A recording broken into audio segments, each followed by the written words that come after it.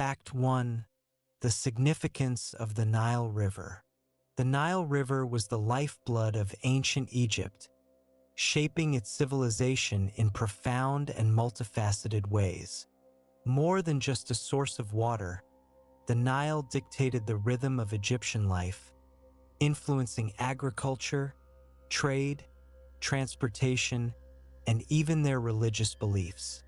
Its annual floods, though sometimes destructive, were the very foundation of Egypt's agricultural prosperity.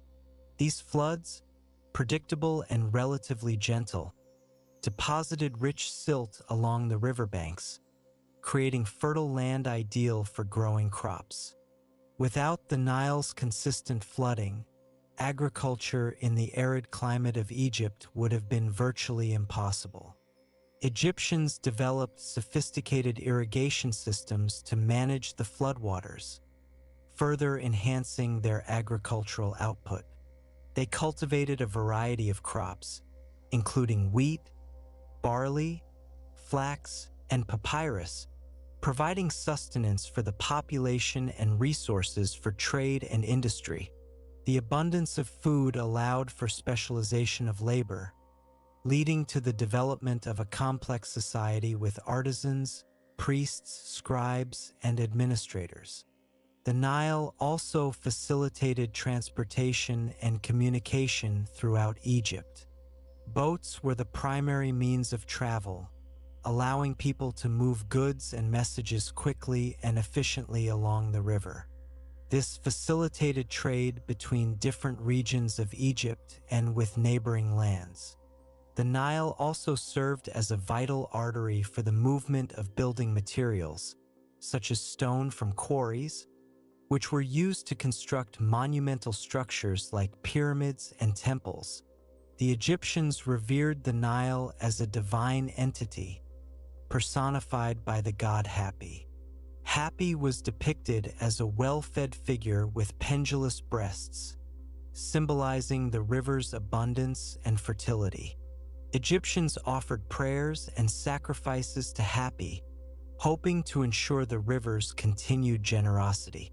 The annual flooding of the Nile was celebrated with elaborate festivals, marking the beginning of the agricultural cycle and the promise of a bountiful harvest.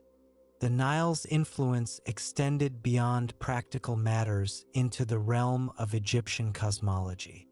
The river was seen as a reflection of the celestial Nile, a river of stars in the sky. The sun god Ra was believed to travel across the sky in a boat, mirroring the daily journeys of boats on the Nile.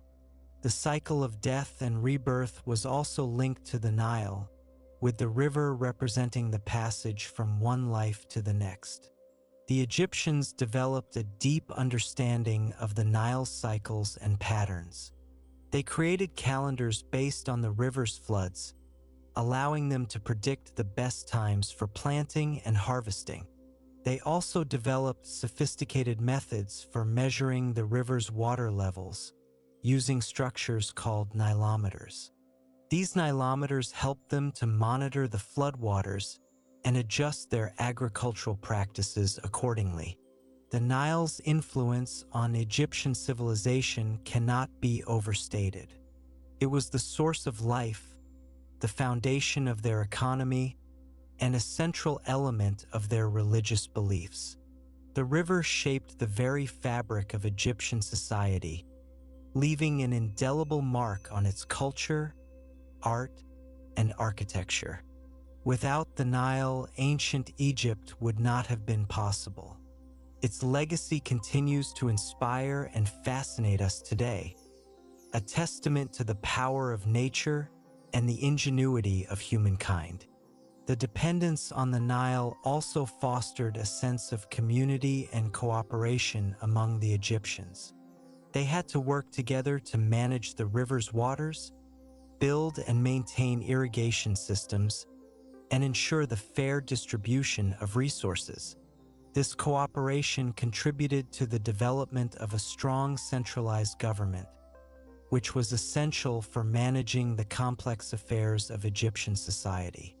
The pharaoh, as the divine ruler of Egypt, was responsible for maintaining the Nile's prosperity and ensuring the well-being of the people.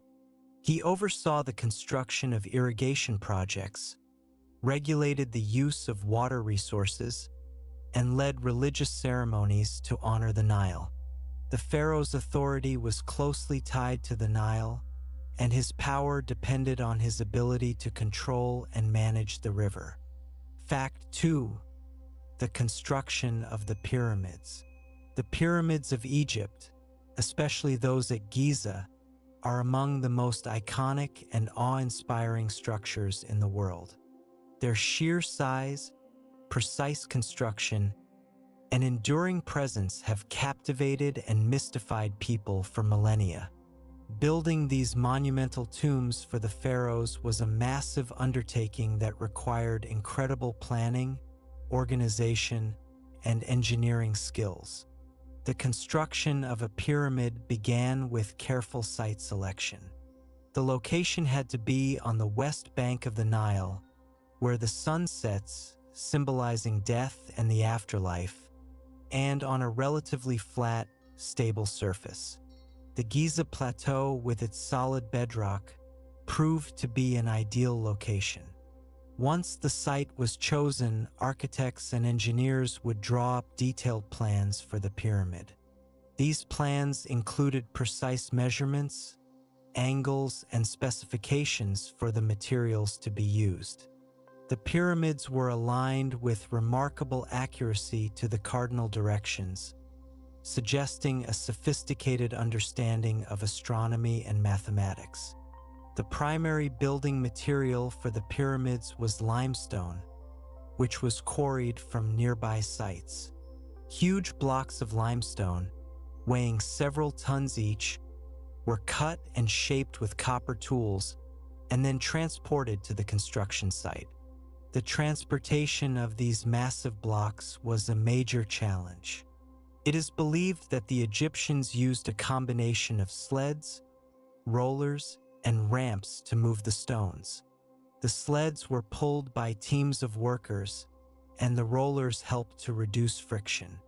Ramps were built to gradually raise the stones to higher levels of the pyramid. The exact methods used to lift the stones remain a subject of debate, but it is likely that a combination of levers, pulleys, and inclined planes was employed. The construction of a pyramid was a labor-intensive process that involved thousands of workers.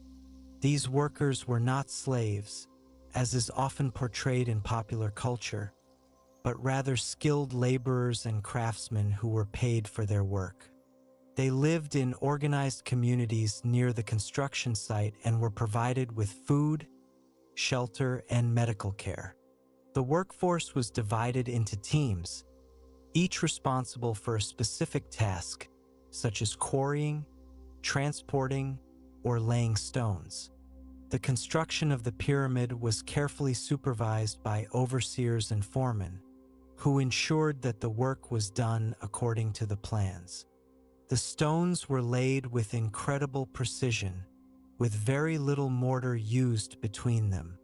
The joints were so tight that it is often difficult to insert a knife blade between the stones. As the pyramid rose in height, the ramps were extended and the lifting mechanisms were adjusted. The outer layer of the pyramid was covered with polished white limestone, which would have made it gleam brilliantly in the sun. The capstone, or pyramid ion, was often made of gold or electrum, a gold-silver alloy, adding to the pyramid's splendor. The construction of a pyramid was not just a building project, it was a religious undertaking.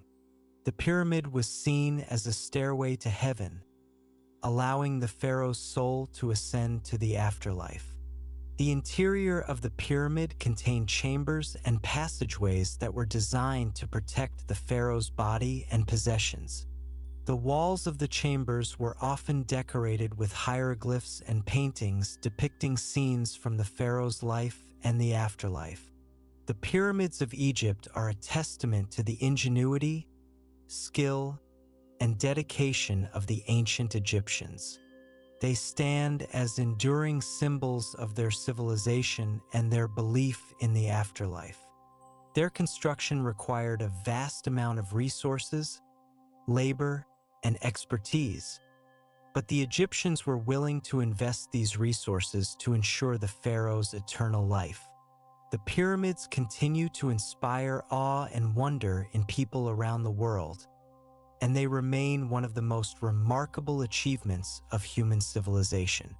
The organization and logistics involved in building the pyramids were staggering. The Egyptians had to manage a large workforce, transport massive amounts of materials, and coordinate complex construction operations. This required a sophisticated system of administration, communication, and resource management. The success of the pyramid projects demonstrates the advanced organizational skills of the ancient Egyptians. Fact 3. The role of pharaohs in ancient Egypt. The pharaohs were the absolute rulers of ancient Egypt, holding immense power and considered to be divine beings. Their role encompassed religious, political, and military leadership, making them the central figure in Egyptian society. They were seen as intermediaries between the gods and the people, responsible for maintaining ma'at, order, and balance in the world. The pharaoh's religious role was paramount. They were the high priests of all the temples in Egypt and were responsible for performing rituals and offerings to the gods. They believed that their actions directly influenced the well-being of the country and the success of the harvests. The pharaoh's coronation was a sacred event, symbolizing their divine appointment and their assumption of power. During the coronation ceremony, the pharaoh was ritually purified, crowned, and invested with the symbols of royal authority, such as the crook and flail. The pharaoh was also responsible for building and maintaining temples dedicated to the gods. These temples were not only places of worship, but also centers of learning, administration, and economic activity. The pharaohs commissioned elaborate artwork and sculptures to adorn the temples, showcasing their devotion to the gods and their power. In addition to their religious duties, the pharaohs were also the political leaders of Egypt. They were responsible for making laws, administering justice, and collecting taxes. The pharaoh's word was law, and their decisions were final. They appointed officials to oversee various aspects of government, such as agriculture, trade, and defense. The pharaohs also controlled the vast resources of Egypt, including land, mines, and quarries. They used these resources to fund their building projects, maintain their armies, and support the population. The pharaoh's power was absolute, but they were also expected to rule justly and wisely. They were seen as the protectors of the people and were responsible for ensuring their well-being. The pharaohs also played a crucial role in the military defense of Egypt. They were the commanders-in-chief of the army and were responsible for protecting the country from foreign invaders. The pharaohs led their armies into battle, often personally participating in the fighting. They built fortresses and fortifications to defend Egypt's borders and maintained a strong military presence to deter potential enemies. The pharaohs were not only rulers but also symbols of Egyptian identity and culture. They were depicted in art and literature as powerful, wise, and just leaders. Their images adorned temples, tombs, and public monuments, reinforcing their authority and divine status. The pharaohs were also patrons of the arts and sciences. They supported artists, writers, and scholars, encouraging them to create works that celebrated Egyptian culture and achievements. The legacy of the pharaohs is evident in the magnificent monuments they left behind, such as the pyramids, temples, and obelisks. These structures stand as enduring symbols of their power, wealth, and ambition. The pharaohs shaped the course of Egyptian history for over 3,000 years, leaving an indelible mark on the world. Their role as divine rulers, political leaders, and military commanders made them the central figures in Egyptian society. Their legacy continues to inspire awe and fascination in people around the world. The concept of the pharaoh as a god-king was deeply ingrained in Egyptian culture. It provided a sense of stability and continuity, as the pharaoh was seen as the embodiment of the nation's collective identity. The pharaoh's power was reinforced by elaborate rituals, ceremonies, and propaganda, which emphasized their divine status and their ability to maintain order and prosperity. The pharaoh's court was a center of power and influence, attracting ambitious officials, priests, and military leaders. These individuals sought to gain the pharaoh's favor and advance their own careers. The court was also a center of intrigue and competition, as different factions vied for power and influence. Fact 4. Ancient Egyptian religion and mythology. Ancient Egyptian religion was a complex and multifaceted system of beliefs and practices that permeated every aspect of Egyptian life. It was polytheistic, meaning that the Egyptians worshipped a multitude of gods and goddesses, each with their own distinct roles, attributes, and domains. These deities were not seen as abstract concepts, but as real and powerful beings who intervened in human affairs. Egyptian mythology provided a framework for understanding the world, explaining the origins of the universe, the cycles of nature, and the mysteries of death and the afterlife. The Egyptians believed that the universe was created by the god Adam, who emerged from the primordial waters of Nun. Adam created the first gods, including Shu, air, and Tefnut, moisture, who in turn gave birth to Geb, earth, and Nut, sky. These deities formed the Ennead, the group of 9 most important gods in Egyptian mythology. The sun god Ra was one of the most important deities in the Egyptian pantheon. He was believed to travel across the sky each day in his boat, battling the forces of darkness each night. Ra was associated with life, light, and warmth, and his daily journey symbolized the cycle of death and rebirth. Osiris was the god of the afterlife, resurrection, and fertility. According to myth, he was murdered by his brother Seth, who scattered his body parts throughout Egypt. Osiris's wife, Isis, gathered the pieces of his body and resurrected him, making him the ruler of the underworld. Osiris became a symbol of hope and renewal, and his story was central to Egyptian beliefs about the afterlife. Isis was the goddess of magic, motherhood, and healing. She was known for her devotion to her husband, Osiris, and her role in resurrecting him. Isis was a powerful and compassionate deity who was worshipped throughout Egypt. Seth was the god of chaos, storms, and violence.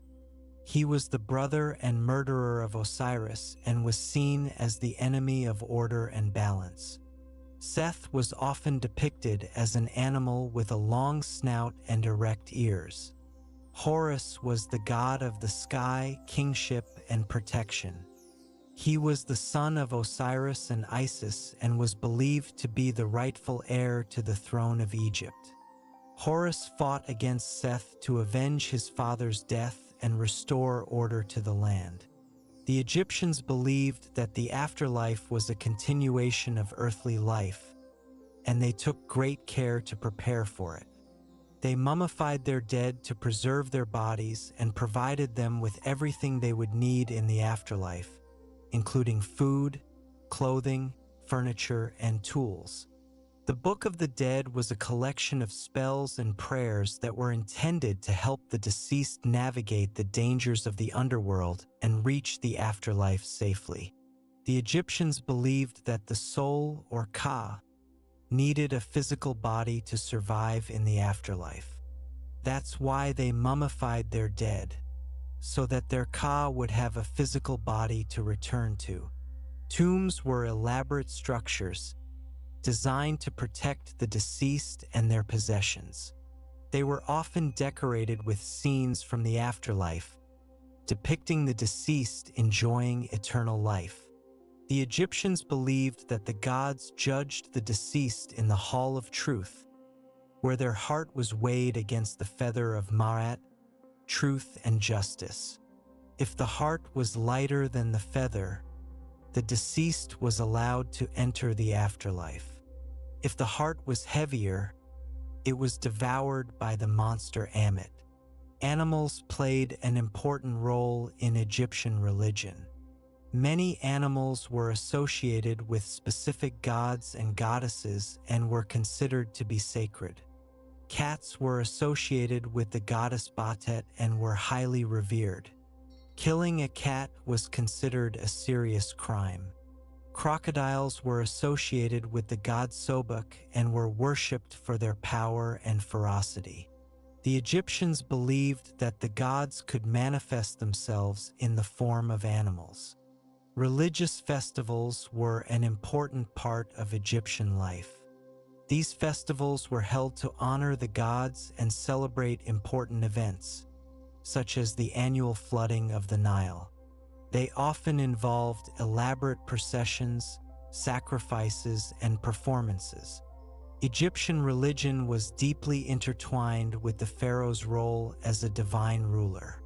The pharaoh was seen as the intermediary between the gods and the people, and his actions were believed to directly influence the well-being of the country. The pharaohs built temples and monuments to honor the gods and commissioned elaborate artwork that depicted their divine status. Egyptian religion influenced art, literature, and architecture. Religious themes were common in Egyptian art, and many of the most impressive structures in Egypt were built to honor the gods. The pyramids, temples, and obelisks stand as enduring testaments to the power of Egyptian religion. Egyptian mythology provided a rich source of inspiration for artists, writers, and architects.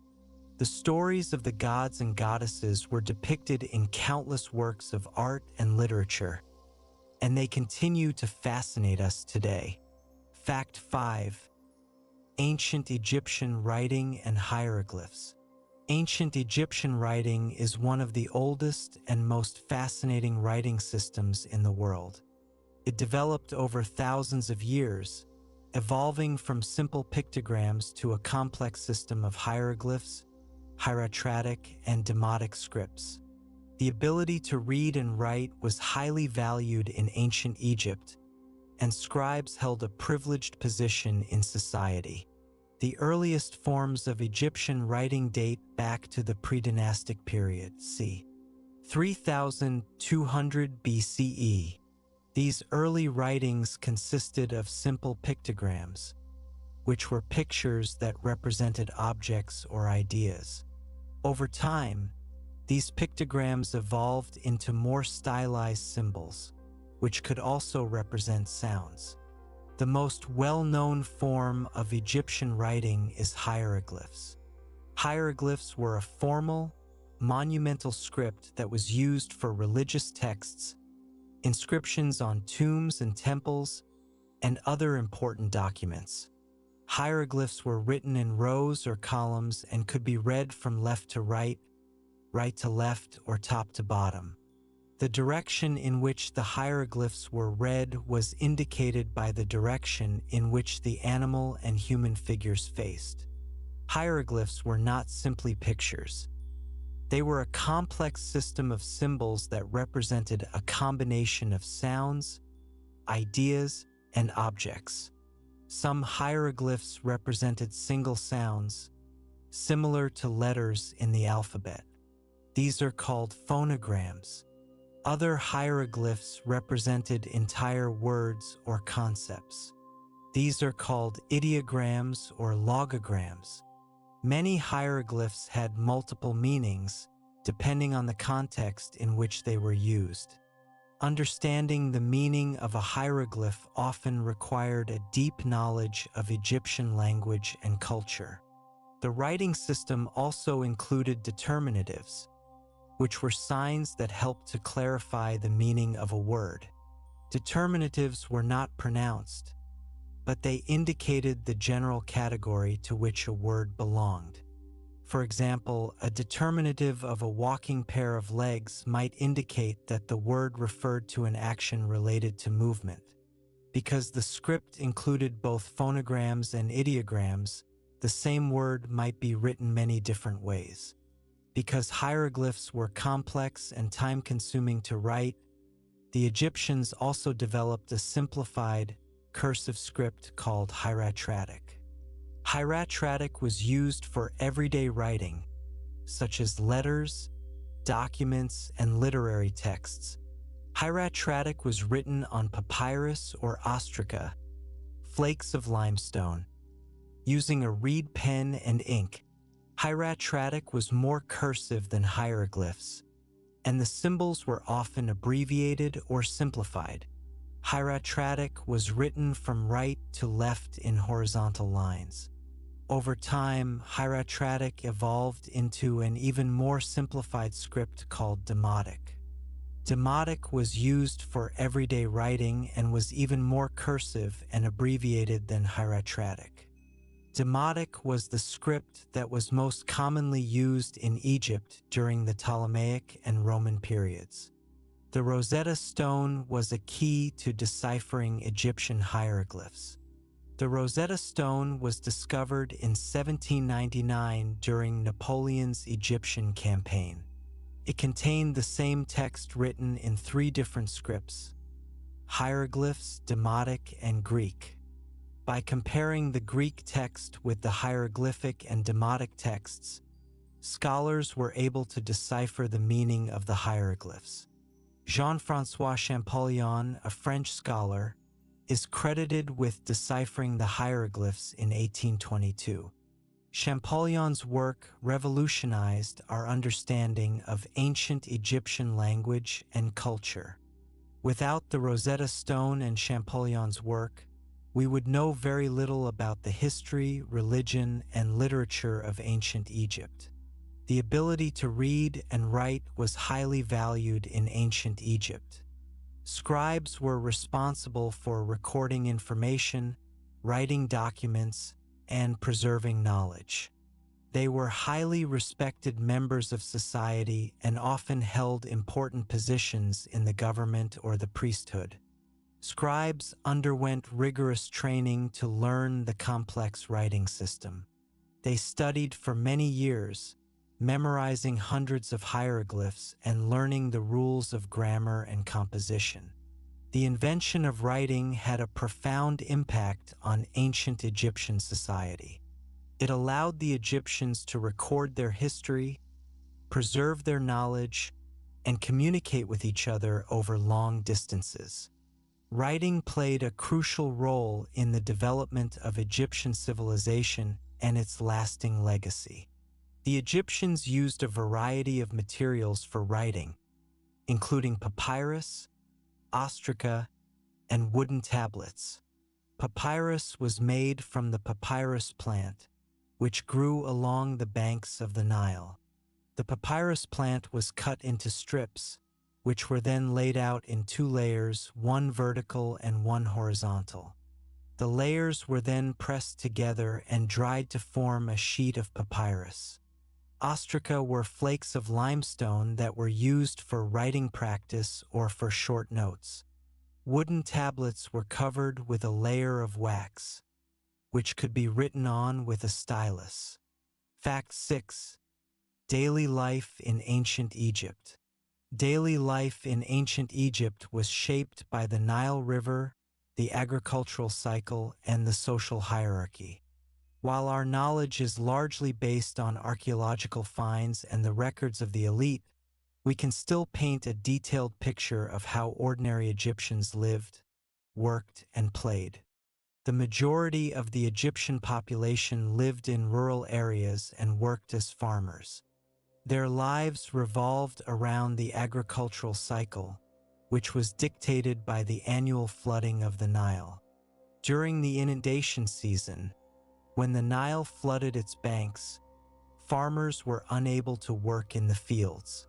They used this time to repair their tools, build irrigation canals, or work on construction projects for the pharaoh. Once the floodwaters receded, farmers would plant their crops, such as wheat, barley, flax, and vegetables. They used simple tools such as wooden plows and hoes to cultivate the land. Irrigation was essential for successful agriculture, so farmers developed a system of canals and dikes to manage the water supply. After the harvest, the crops were threshed, winnowed, and stored in granaries. Farmers paid taxes to the pharaoh in the form of crops. They also had to provide labor for public works projects such as building temples and pyramids. Egyptian society was highly stratified, with a clear hierarchy of social classes. At the top of the hierarchy was the pharaoh, who was considered to be a divine ruler. Below the pharaoh were the priests, nobles, and government officials who held positions of power and influence. Below them were the scribes, artisans, and merchants who played important roles in the economy. At the bottom of the hierarchy were the farmers and laborers who made up the majority of the population. Housing in ancient Egypt varied depending on social class. The wealthy lived in spacious villas with gardens and pools, while the poor lived in simple mud-brick houses with few amenities. Houses were typically built with thick walls to keep out the heat and had flat roofs that could be used for sleeping or working. Food was a staple of the Egyptian diet. Bread was made from wheat or barley and was often eaten with vegetables, fruits, and fish. Meat was a luxury that was typically only consumed by the wealthy. Beer and wine were popular drinks. Clothing in ancient Egypt was simple and practical. The most common garment was a linen kilt for men and a linen dress for women. The wealthy wore finer linen and adorned themselves with jewelry. Both men and women wore sandals. Family life was important in ancient Egypt. Marriages were typically arranged, and children were highly valued. Women were responsible for managing the household and raising children, while men worked outside the home. Children played games and helped with household chores. Education was primarily for boys, and it typically focused on reading, writing, and arithmetic. Scribes were highly educated and held important positions in society. Leisure activities in ancient Egypt included hunting, fishing, and playing games. The wealthy enjoyed elaborate banquets and musical performances. Religious festivals were an important part of Egyptian life and provided opportunities for celebration and entertainment. Art and architecture played a significant role in ancient Egyptian culture. The Egyptians were skilled artists and craftsmen, and they created beautiful works of art that adorned temples, tombs, and palaces. The pyramids, temples, and obelisks are enduring testaments to their architectural achievements. Healthcare in ancient Egypt was a combination of magic and medicine. Doctors used herbs and other natural remedies to treat illnesses. They also performed surgery and practiced dentistry. Magic spells and amulets were used to ward off evil spirits and promote healing. The Egyptians had a sophisticated understanding of anatomy and physiology, and they were able to diagnose and treat a variety of medical conditions. Death and the afterlife were central to Egyptian beliefs. The Egyptians believed that the afterlife was a continuation of earthly life and that it was important to prepare for it. They mummified their dead to preserve their bodies and provided them with everything they would need in the afterlife. Tombs were elaborate structures that were designed to protect the deceased and their possessions. Fact 7. Ancient Egyptian science and technology. Ancient Egyptians possessed a remarkable understanding of science and technology, which they applied to various aspects of their lives, from agriculture and construction to medicine and astronomy. Their innovations and advancements were crucial to the development and sustenance of their civilization. In mathematics, the Egyptians developed a practical system of arithmetic and geometry that was essential for surveying land, constructing buildings, and managing resources.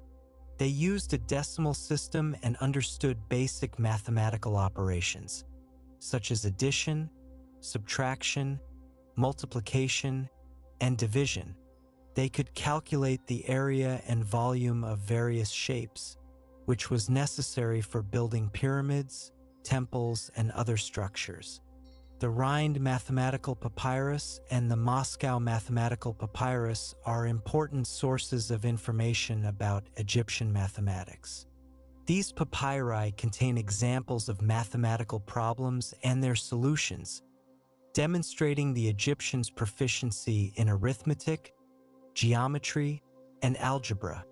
In astronomy, the Egyptians were skilled observers of the sky and developed a sophisticated understanding of the movements of the sun, moon, and stars. They used this knowledge to create a calendar based on the annual flooding of the Nile. The Egyptian calendar had 365 days, divided into 12 months of 30 days each, with an additional 5 days at the end of the year. The Egyptians also used astronomy for navigation and for religious purposes. They aligned their temples and pyramids with the cardinal directions and with certain stars. The positions of the stars were used to determine the timing of religious festivals and ceremonies. The Egyptians also believed that the stars were associated with the gods and goddesses. In medicine, the Egyptians had a surprisingly advanced knowledge of anatomy, physiology, and surgery. They used herbs and other natural remedies to treat illnesses. They also performed surgery and practiced dentistry. The Ebers Papyrus and the Edwin Smith Papyrus are important sources of information about Egyptian medicine. The Ebers Papyrus contains a collection of medical recipes and treatments, while the Edwin Smith Papyrus describes surgical procedures and anatomical observations. The Egyptians understood the importance of hygiene and sanitation. They bathed regularly, used soap, and had a system of toilets and sewers. They also practiced embalming, which required a detailed knowledge of human anatomy. In engineering and construction, the Egyptians were masters of building monumental structures. The pyramids are the most famous examples of their engineering prowess. The Egyptians used sophisticated techniques to quarry, transport, and lift heavy stones. They also developed methods for leveling the ground, aligning structures with the cardinal directions, and creating intricate internal chambers and passageways. The construction of the pyramids required a high level of organization, planning, and engineering skill. The Egyptians also built temples, obelisks, and irrigation systems. In agriculture, the Egyptians developed sophisticated irrigation systems to manage the waters of the Nile. They built canals, dikes, and reservoirs to control the flooding and to distribute water to their fields. They also used shadufs, which were hand-operated water lifts, to irrigate higher ground. The Egyptians cultivated a variety of crops, including wheat, barley, flax, and vegetables. In metallurgy, the Egyptians were skilled metal workers. They used copper, bronze, and gold to create tools, weapons, jewelry, and other objects. They developed techniques for smelting, casting, and hammering metals. The Egyptians also mined turquoise and other gemstones. In transportation, the Egyptians used boats to travel along the Nile and to trade with other countries. They built various types of boats, including sailboats and rowboats. They also used chariots for transportation on land. The Egyptians were also skilled at making pottery, glass, and textiles. They used a variety of techniques to create beautiful and functional objects.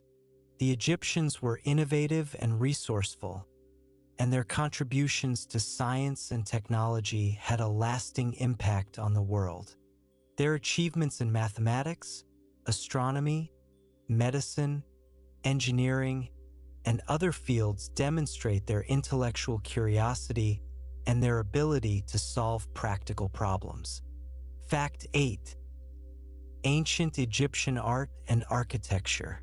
Ancient Egyptian art and architecture are among the most recognizable and influential in the world, characterized by their grandeur, symbolism, and enduring quality.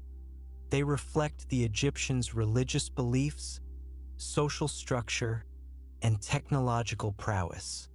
Egyptian art served primarily religious and political purposes.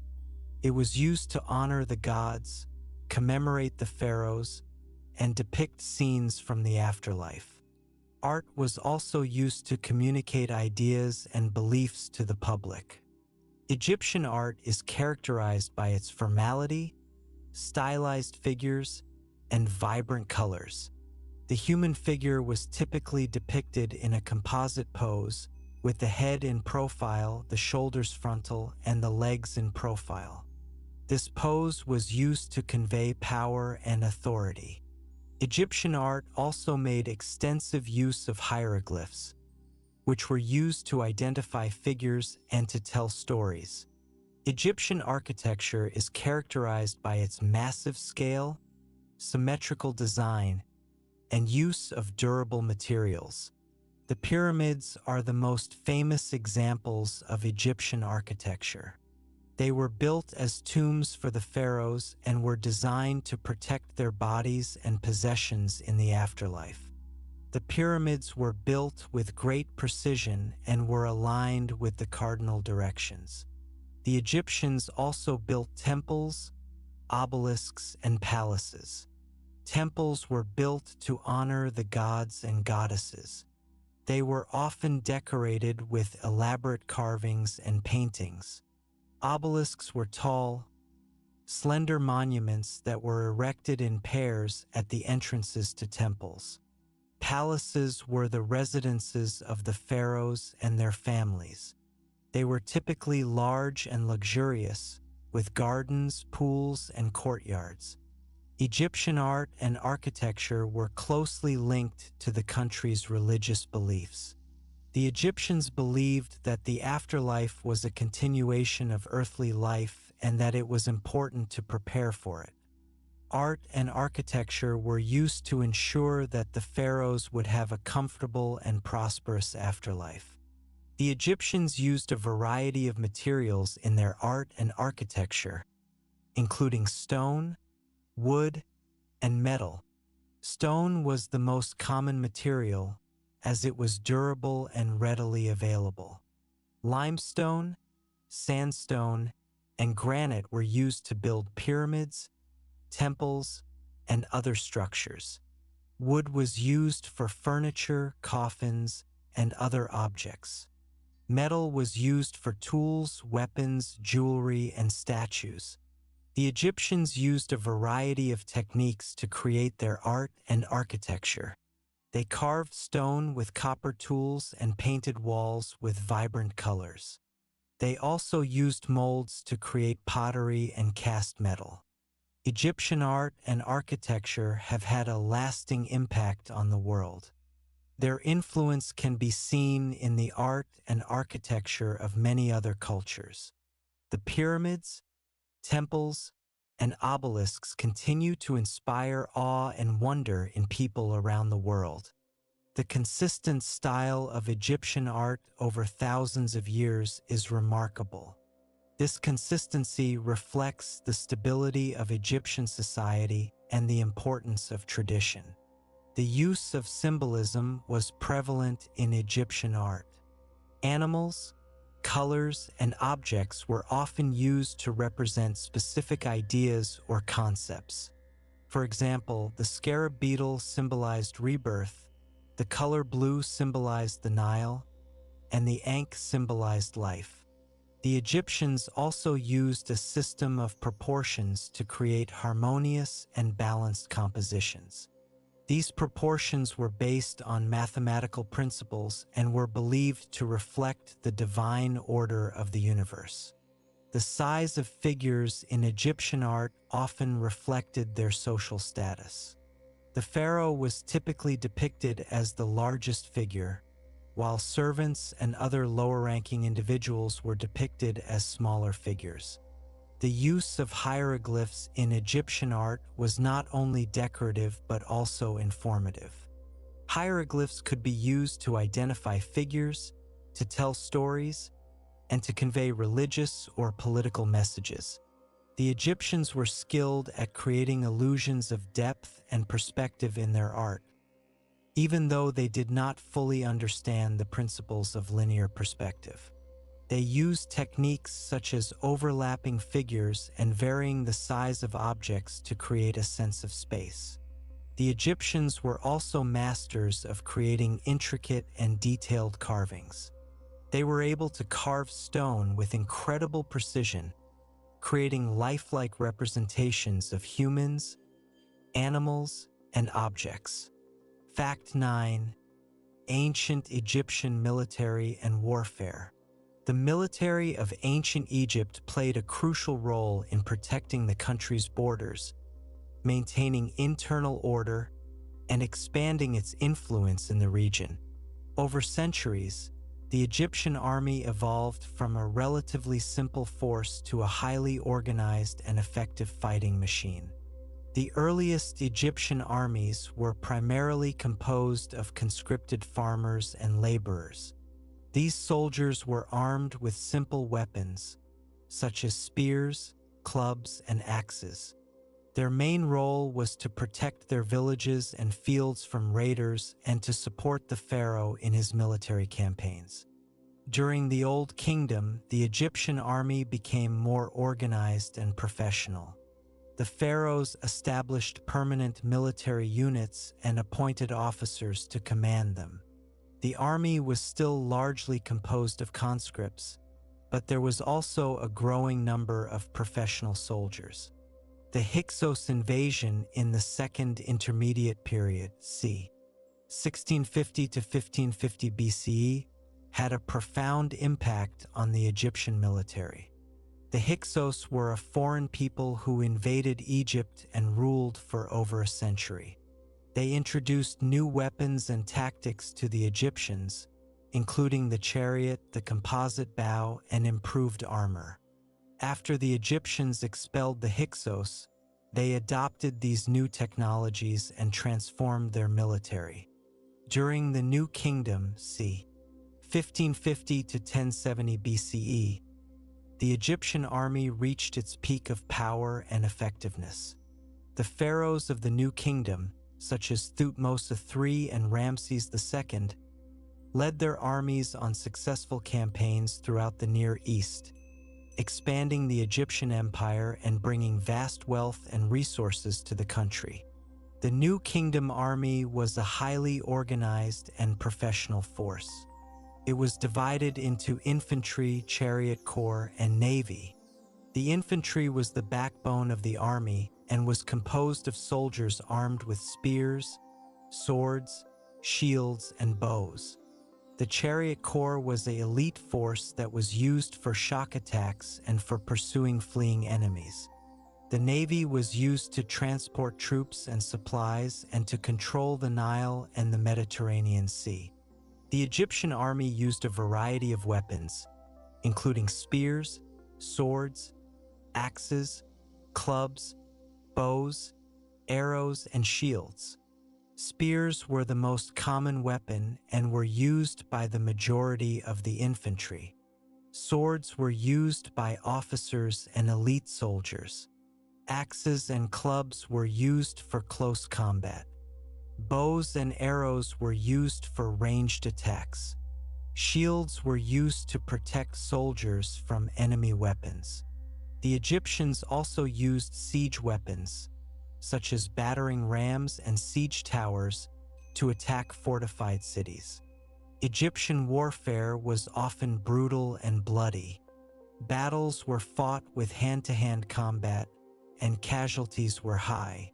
The Egyptians often took prisoners of war, who were used as slaves or forced to work on public works projects.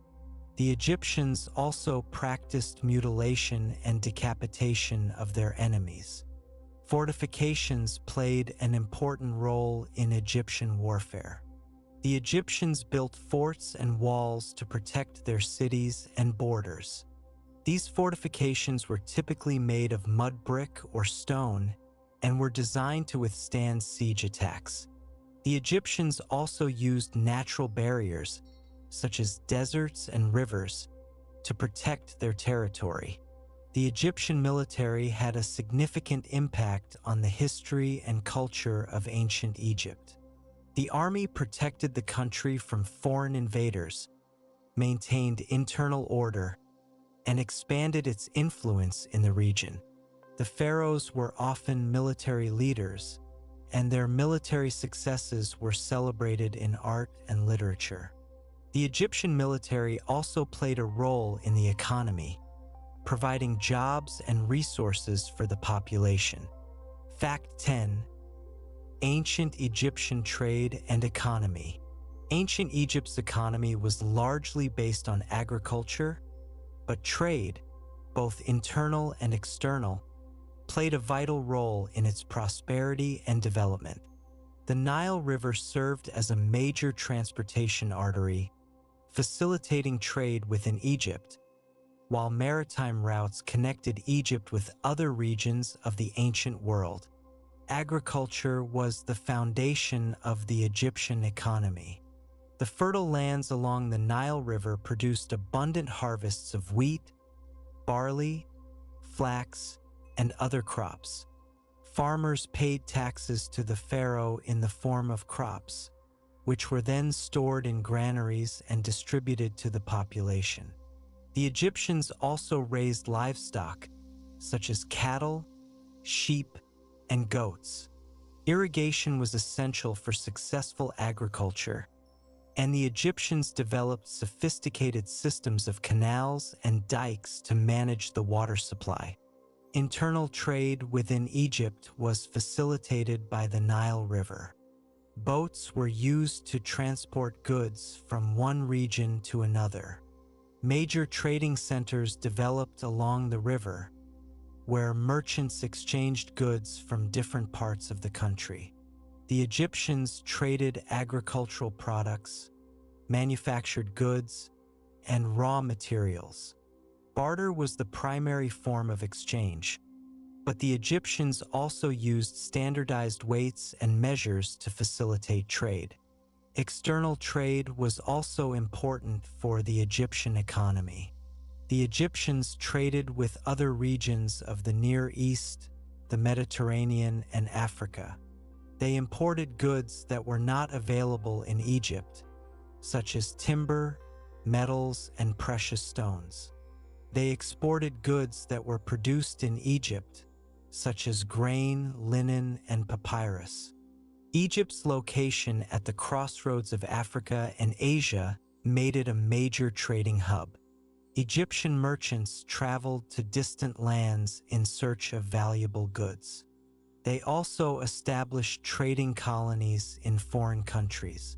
The Egyptians traded with the Phoenicians, the Minoans, the Greeks, and other peoples of the ancient world. The Egyptians used a variety of ships for trade, including sailboats and galleys. They navigated the Mediterranean Sea and the Red Sea, using the stars and the sun to guide their way. The Egyptians also used caravans to transport goods across the desert. The government played a significant role in the Egyptian economy. The pharaoh controlled the major resources of the country, including land, mines, and quarries. The government also regulated trade and collected taxes. The Egyptians developed a sophisticated system of weights and measures to facilitate trade. They also used standardized coinage, which was made of gold, silver, and copper. The Egyptian economy was closely tied to the country's social structure. The wealthy elite controlled the majority of the resources and dominated the trade networks. The farmers and laborers worked the land and produced the goods that were traded. The scribes and officials managed the economy and collected taxes. The Egyptian economy was relatively stable and prosperous for much of its history.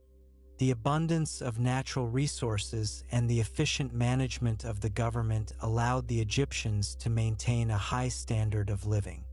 The Egyptian economy also contributed to the country's cultural achievements. The wealth generated by trade and agriculture allowed the Egyptians to build magnificent temples, pyramids, and other monuments. Fact 11. The Amarna period, Akhenaten's religious revolution.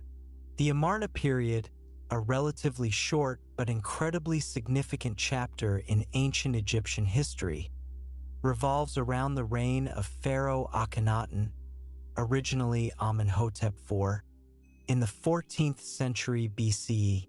What makes this period so fascinating is Akhenaten's radical departure from traditional Egyptian religious practices and his attempt to establish a monotheistic religion centered on the worship of Aten, the sun disk. This wasn't just a minor tweak to existing beliefs. It was a complete overhaul of the Egyptian worldview, with profound consequences for art, politics, and society. Prior to Akhenaten, Egyptian religion was a complex polytheistic system with a vast pantheon of gods and goddesses, each with their own temples, priests, and rituals. Ammonius, the god of Thebes, had risen to prominence as the king of the gods, and his priesthood wielded considerable power and influence. Akhenaten, however, began to challenge this established order early in his reign. He gradually elevated the Aten, a relatively minor solar deity, to the position of supreme god. He emphasized the Aten's role as the source of all life and light, portraying him as a universal creator rather than a localized Egyptian deity. Around the 5th year of his reign, Akhenaten took the unprecedented step of officially abandoning the worship of all other gods except for the Aten. He closed the temples dedicated to the traditional deities, confiscated their wealth, and persecuted their priests. This was a direct assault on the established religious and political order and a bold attempt to centralize power in the hands of the pharaoh. To further solidify his religious revolution, Akhenaten moved the capital of Egypt from Thebes to a newly built city called Akhetaten, Horizon of the Aten, located in Middle Egypt. This city, now known as Amarna, became the center of the Aten's worship and a showcase for Akhenaten's new artistic and architectural style. The art of the Amarna period is distinctive and easily recognizable. It breaks away from the rigid conventions of traditional Egyptian art, and embraces a more naturalistic and expressive style. Akhenaten and his family are often depicted with elongated features, such as long faces, thin necks, and wide hips. These depictions may reflect Akhenaten's actual physical appearance, or they may be stylized representations intended to convey his unique status as the son of the Aten. The art of the Amarna period also emphasizes the importance of the royal family. Akhenaten, his wife Nefertiti, and their daughters are frequently depicted together, basking in the rays of the Aten. These scenes convey a sense of intimacy and domesticity that is rare in traditional Egyptian art. Akhenaten's religious reforms were met with resistance from the traditional priesthood and from many Egyptians who were deeply attached to their ancestral gods. The persecution of the old gods caused widespread resentment and unrest. Akhenaten's reign was also marked by political instability and economic hardship. The abandonment of Thebes as the capital city disrupted the traditional administrative structures and led to a decline in trade and commerce. After Akhenaten's death, his religious reforms were quickly reversed. His successor, Tutankhaten, later Tutankhamun, restored the worship of the traditional gods and moved the capital back to Thebes. The city of Akhetaten was abandoned, and the monuments of Akhenaten were dismantled or destroyed. The Amarna period was effectively erased from Egyptian history. Despite its short duration and ultimate failure, the Amarna period remains a fascinating and important episode in Egyptian history.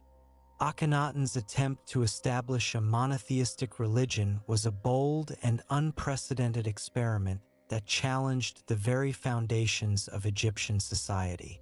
The art of the Amarna period is unique and beautiful and provides valuable insights into the religious and cultural changes of the time. The Amarna period also raises important questions about the nature of religious belief, the role of the pharaoh, and the relationship between art and power. Fact 12. The Mysteries of Queen Nefertiti. Queen Nefertiti, the great royal wife of Pharaoh Akhenaten, is one of the most iconic and enigmatic figures in ancient Egyptian history. Her name, which means the beautiful one has come forth, perfectly reflects her renowned beauty, immortalized in the famous bust discovered in Amarna in 1912. However, beyond her stunning appearance, much about Nefertiti's life, role, and ultimate fate remains shrouded in mystery, fueling endless speculation and captivating the imaginations of Egyptologists and the public alike. Nefertiti's origins are uncertain. While some theories suggest she was a foreign princess, possibly from Mitanni, the prevailing view is that she was of Egyptian noble birth. She rose to prominence during Akhenaten's reign and became his chief consort, playing a significant role in his religious revolution. Nefertiti was not just a beautiful wife, she was a powerful figure in her own right. She is frequently depicted alongside Akhenaten in official scenes, participating in religious ceremonies and even smiting enemies, a role typically reserved for the pharaoh. This suggests that she held considerable political and religious authority. The Amarna period art often portrays Nefertiti with Akhenaten and their daughters, basking in the rays of the Aten. These scenes emphasize the importance of the royal family and Nefertiti's role as a mother and a symbol of royal legitimacy. One of the biggest mysteries surrounding Nefertiti is her disappearance from historical records. Around the 12th year of Akhenaten's reign, Nefertiti's name begins to disappear from official inscriptions and monuments. The reason for her disappearance is unknown. Some theories suggest that she fell out of favor with Akhenaten, possibly due to a political disagreement or a failure to produce a male heir. Others believe that she died, although no evidence of her death has ever been found. A more intriguing theory suggests that Nefertiti may have assumed a new role in the royal court. Some scholars believe that she may have become a co-regent with Akhenaten, ruling under the name Smenkhare. This theory is based on the discovery of inscriptions that refer to a pharaoh named Smenkhare, who ruled briefly during the Amarna period. The identity of Smenkhare is uncertain, but some believe that it was actually Nefertiti disguised as a male pharaoh. The location of Nefertiti's tomb is also unknown. Despite numerous searches, her tomb has never been found. Some scholars believe that her tomb may be located somewhere in the Valley of the Kings, but others believe that it may be located in Amarna or in another unknown location. In recent years, there has been speculation that Nefertiti's tomb may be hidden behind the walls of Tutankhamun's tomb in the Valley of the Kings. This theory is based on radar scans that revealed anomalies in the walls of Tutankhamun's tomb. However, further investigation has failed to confirm the presence of hidden chambers. Despite the many mysteries surrounding her life and death, Nefertiti remains one of the most fascinating and beloved figures in ancient Egyptian history. Her beauty, her power, and her enigmatic fate continue to captivate us today. The ongoing search for her tomb and the attempts to unravel the mysteries of her life ensure that she will remain a subject of fascination for generations to come. The lack of definitive answers only adds to her allure. Fact 13. The Curse of the Pharaohs. The Curse of the Pharaohs is a popular belief that disturbing the mummy of an ancient Egyptian, especially a pharaoh, can result in bad luck, illness, or even death for those involved. This idea, fueled by sensationalized media coverage and fictional portrayals, gained significant traction following the discovery of Tutankhamun's tomb in 1922. While there's no scientific basis for such a curse, the story's origins and the circumstances surrounding the tomb's opening are undeniably intriguing. The opening of Tutankhamun's tomb by Howard Carter and Lord Carnarvon was a major archaeological event, attracting worldwide attention. Shortly after the tomb was opened, Lord Carnarvon died of pneumonia, which was then exacerbated by an infected mosquito bite. This seemingly coincidental death sparked rumors of a curse, which were amplified by newspaper reports that painted a dramatic picture of ancient forces being unleashed.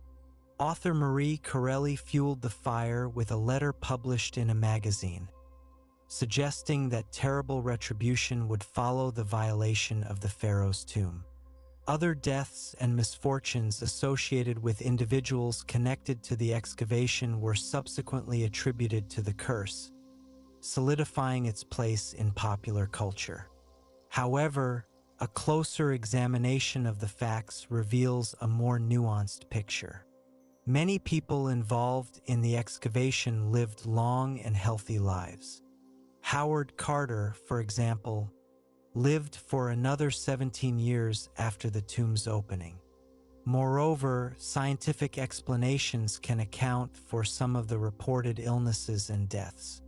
Ancient tombs can contain harmful bacteria and fungi that could cause respiratory problems or other health issues. In the case of Lord Carnarvon, his weakened immune system due to pre-existing health conditions likely contributed to his death from pneumonia. The curse is often attributed to vengeful spirits or angered gods seeking retribution for the disturbance of the pharaoh's resting place. The ancient Egyptians believed in the importance of preserving the body for the afterlife, and they took great care to protect the tombs of their pharaohs from robbers and desecration.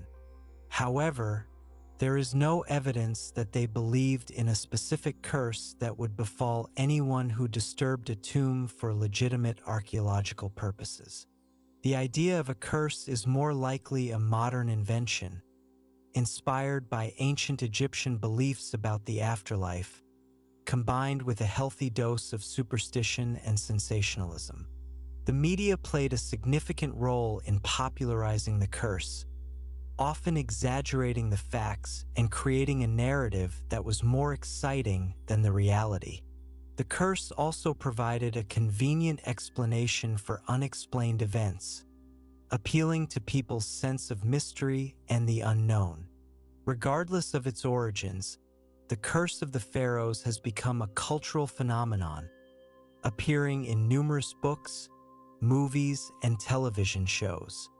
It has also contributed to the romanticized view of ancient Egypt as a land of mystery, magic, and danger.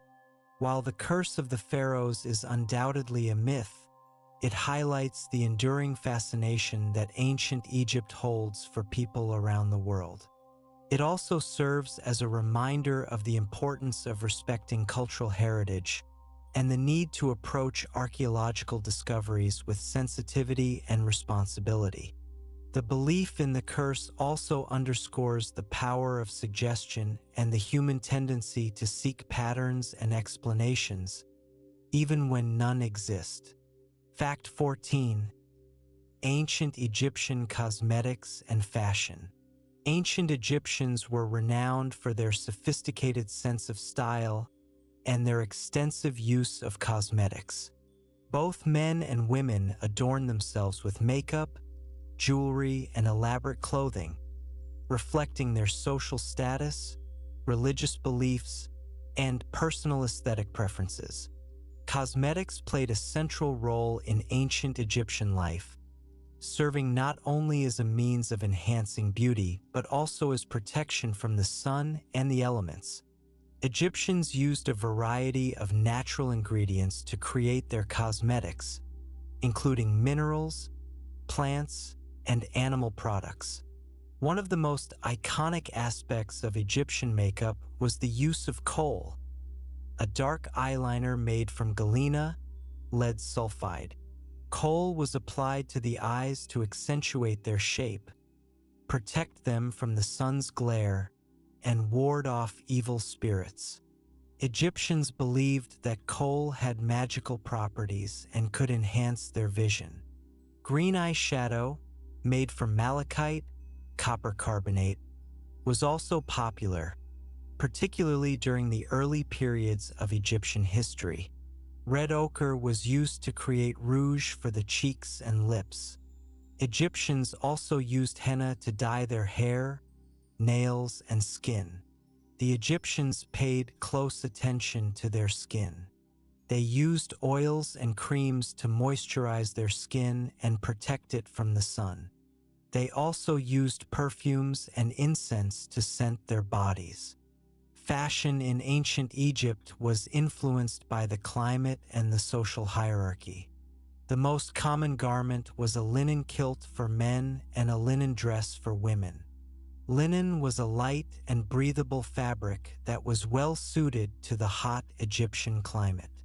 The wealthy wore finer linen and adorned themselves with jewelry. The length and style of clothing varied depending on the period and the social status.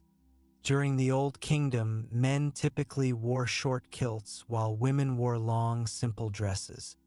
During the New Kingdom, clothing became more elaborate with pleats, fringes, and decorative patterns. Jewelry was an important part of Egyptian fashion. Both men and women wore necklaces, bracelets, earrings, and rings. Jewelry was made from a variety of materials, including gold, silver, gemstones, and faience. The Egyptians believed that jewelry had magical properties and could protect them from harm. Hairstyles in ancient Egypt varied depending on the period and the social status. Men typically wore their hair short or shaved their heads. Wigs were also popular, particularly among the wealthy. Women wore their hair long and braided or styled it into elaborate updos. Egyptians often adorned their hair with flowers, ribbons, and jewelry. Footwear in ancient Egypt was simple and practical. Sandals were the most common type of footwear, made from leather or papyrus. The wealthy wore more elaborate sandals, often decorated with gold and gemstones.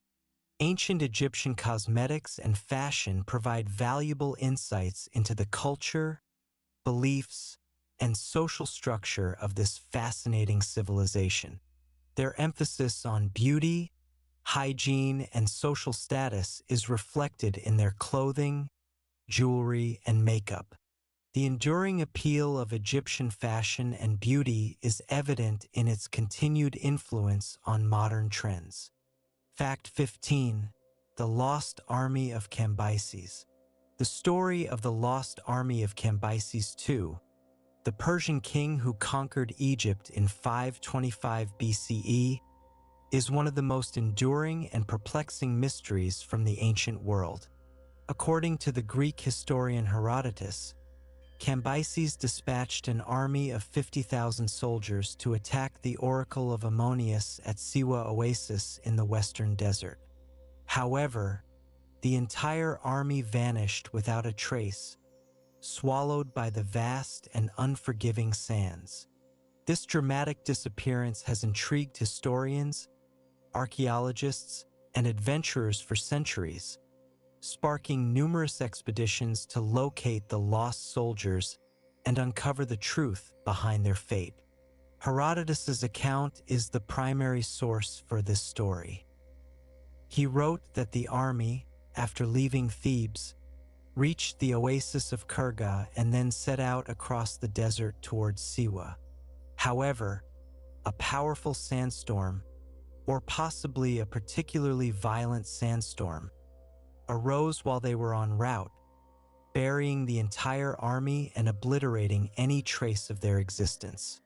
The story has a compelling, almost biblical quality to it, highlighting the power of nature and the futility of human ambition in the face of overwhelming forces. For a long time, many dismissed the story as a legend or a fabrication by Herodotus, who was known for sometimes embellishing his accounts. The extreme conditions of the desert, the lack of any archaeological evidence, and the sheer improbability of an entire army disappearing without leaving even a single survivor or artifact made the story seem too far-fetched.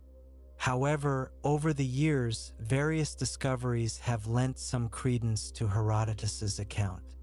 Archaeological finds in the western desert, such as Persian-era weapons, armor fragments, and even skeletal remains, have suggested that there was indeed a significant Persian military presence in the region. These finds, while not definitively linked to the lost army, indicate that Cambyses did send expeditions into the desert, possibly to control trade routes or to assert Persian dominance. Several expeditions have been launched to locate the lost army, using a variety of techniques, including satellite imagery, ground-penetrating radar, and traditional archaeological methods. While some promising leads have been uncovered, no conclusive evidence of the army's fate has yet been found. The challenges of searching for the army are immense.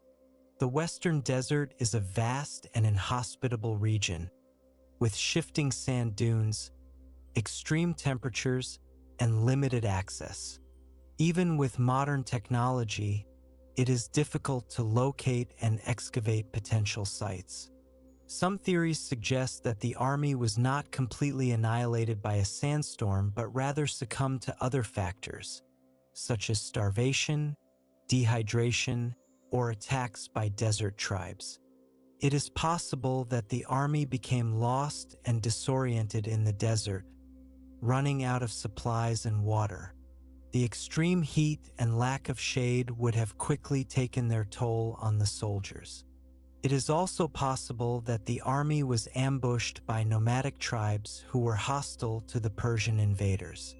The tribes may have attacked the army while it was vulnerable, looting their supplies and leaving them to die in the desert. The mystery of the lost army of Cambyses continues to fascinate us today. Whether the army was buried by a sandstorm, succumbed to starvation and thirst, or was attacked by desert tribes, its fate remains a testament to the dangers of the desert and the limits of human ambition. The search for the lost army is likely to continue, driven by the hope of uncovering new evidence and finally solving this ancient enigma. The lure of discovering such a significant historical find is a powerful motivator for archaeologists and adventurers alike. Fact 16. The Sea Peoples and the Decline of the New Kingdom. The Late Bronze Age collapse, a period of widespread societal upheaval and decline that affected much of the Mediterranean and Near East around the 12th century BCE, had a significant impact on ancient Egypt. One of the key players in this tumultuous period were the Sea Peoples, a mysterious confederation of seafarers whose origins and identities remain a subject of intense debate among historians. Their repeated attacks on Egypt and other coastal regions are believed to have contributed to the decline of the New Kingdom and the eventual fragmentation of Egyptian power. The Sea Peoples first appear in Egyptian records during the reign of Pharaoh Merneptah in the late 13th century BCE. Merneptah successfully repelled an invasion by the Sea Peoples, who were allied with Libyan tribes. The Sea Peoples are described in Egyptian inscriptions as coming from the northern lands and are identified by various names, such as the Checker, the Shikalesh, the Lukka, and the Shardana. The exact origins of these groups are unknown, but they are believed to have come from different regions of the Mediterranean, possibly including the Aegean, Anatolia, and the Levant. The Sea Peoples were skilled seafarers and warriors. They attacked coastal cities and settlements, looting and destroying everything in their path. Their attacks caused widespread disruption and displacement, contributing to the collapse of trade networks and the decline of urban centers. The most significant confrontation between the Egyptians and the Sea Peoples occurred during the reign of Pharaoh Ramses III in the early 12th century BCE. Ramses III decisively defeated the Sea Peoples in a major naval battle in the Nile Delta. The battle is depicted in detail on the walls of Ramses III's mortuary temple at Medinet Habu. The inscriptions describe how the Egyptians lured the Sea People's ships into the Nile Delta and then ambushed them with a fleet of their own ships. The Egyptians used archers and spearmen to attack the Sea Peoples, and they eventually managed to destroy many of their ships. Despite their defeat by Ramses III, the Sea Peoples continued to pose a threat to Egypt and other regions of the Mediterranean. Their attacks disrupted trade, weakened governments, and contributed to the overall instability of the Late Bronze Age. The Sea Peoples are believed to have played a role in the collapse of several major Bronze Age civilizations, including the Mycenaean civilization in Greece and the Hittite Empire in Anatolia. The exact reasons for the Sea Peoples' migrations and attacks are unknown. Some theories suggest that they were driven by climate change, resource scarcity, or population pressure. Others believe that they were simply seeking to loot and plunder wealthy coastal cities. The Sea Peoples remain one of the most enigmatic and controversial groups in ancient history. Their origins, identities, and motivations are still debated by historians and archaeologists. However, their impact on the Late Bronze Age is undeniable. Their attacks contributed to the decline of established civilizations and the emergence of new political and social orders. The story of the Sea Peoples serves as a reminder of the interconnectedness of ancient societies and the vulnerability of even the most powerful empires to external threats. Fact 17. The wisdom literature of ancient Egypt. Ancient Egyptian wisdom literature provides a unique window into the ethical values, social norms, and philosophical reflections of this ancient civilization. These texts, written primarily during the Old and Middle Kingdoms, offer practical advice, moral guidance, and profound insights into the nature of life, death, and the proper way to conduct oneself in society. Unlike religious texts that focus on the relationship between humans and the gods, wisdom literature focuses on the relationships between people and the world around them. Wisdom literature was typically written by scribes and officials for the purpose of educating young men who were destined for careers in government or administration. These texts were intended to instill in them the virtues of wisdom, justice, moderation, and self-control. The Instructions of Ptahhotep, dating back to the Old Kingdom, is one of the oldest and most famous examples of Egyptian wisdom literature. It consists of a series of maxims and proverbs attributed to Ptahhotep, a vizier who served during the reign of Pharaoh Izizi. The Instructions of Ptahhotep covers a wide range of topics, including how to behave in the presence of superiors, how to treat subordinates, how to avoid conflict, and how to maintain a good reputation.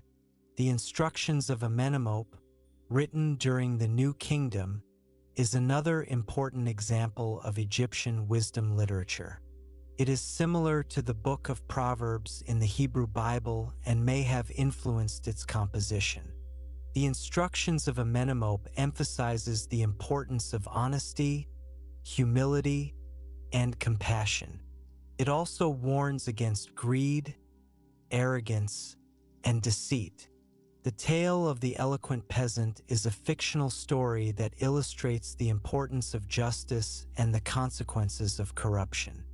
It tells the story of a peasant who is robbed of his goods by a corrupt official. The peasant travels to the capital city and pleads his case before the high steward, arguing eloquently for justice and fairness.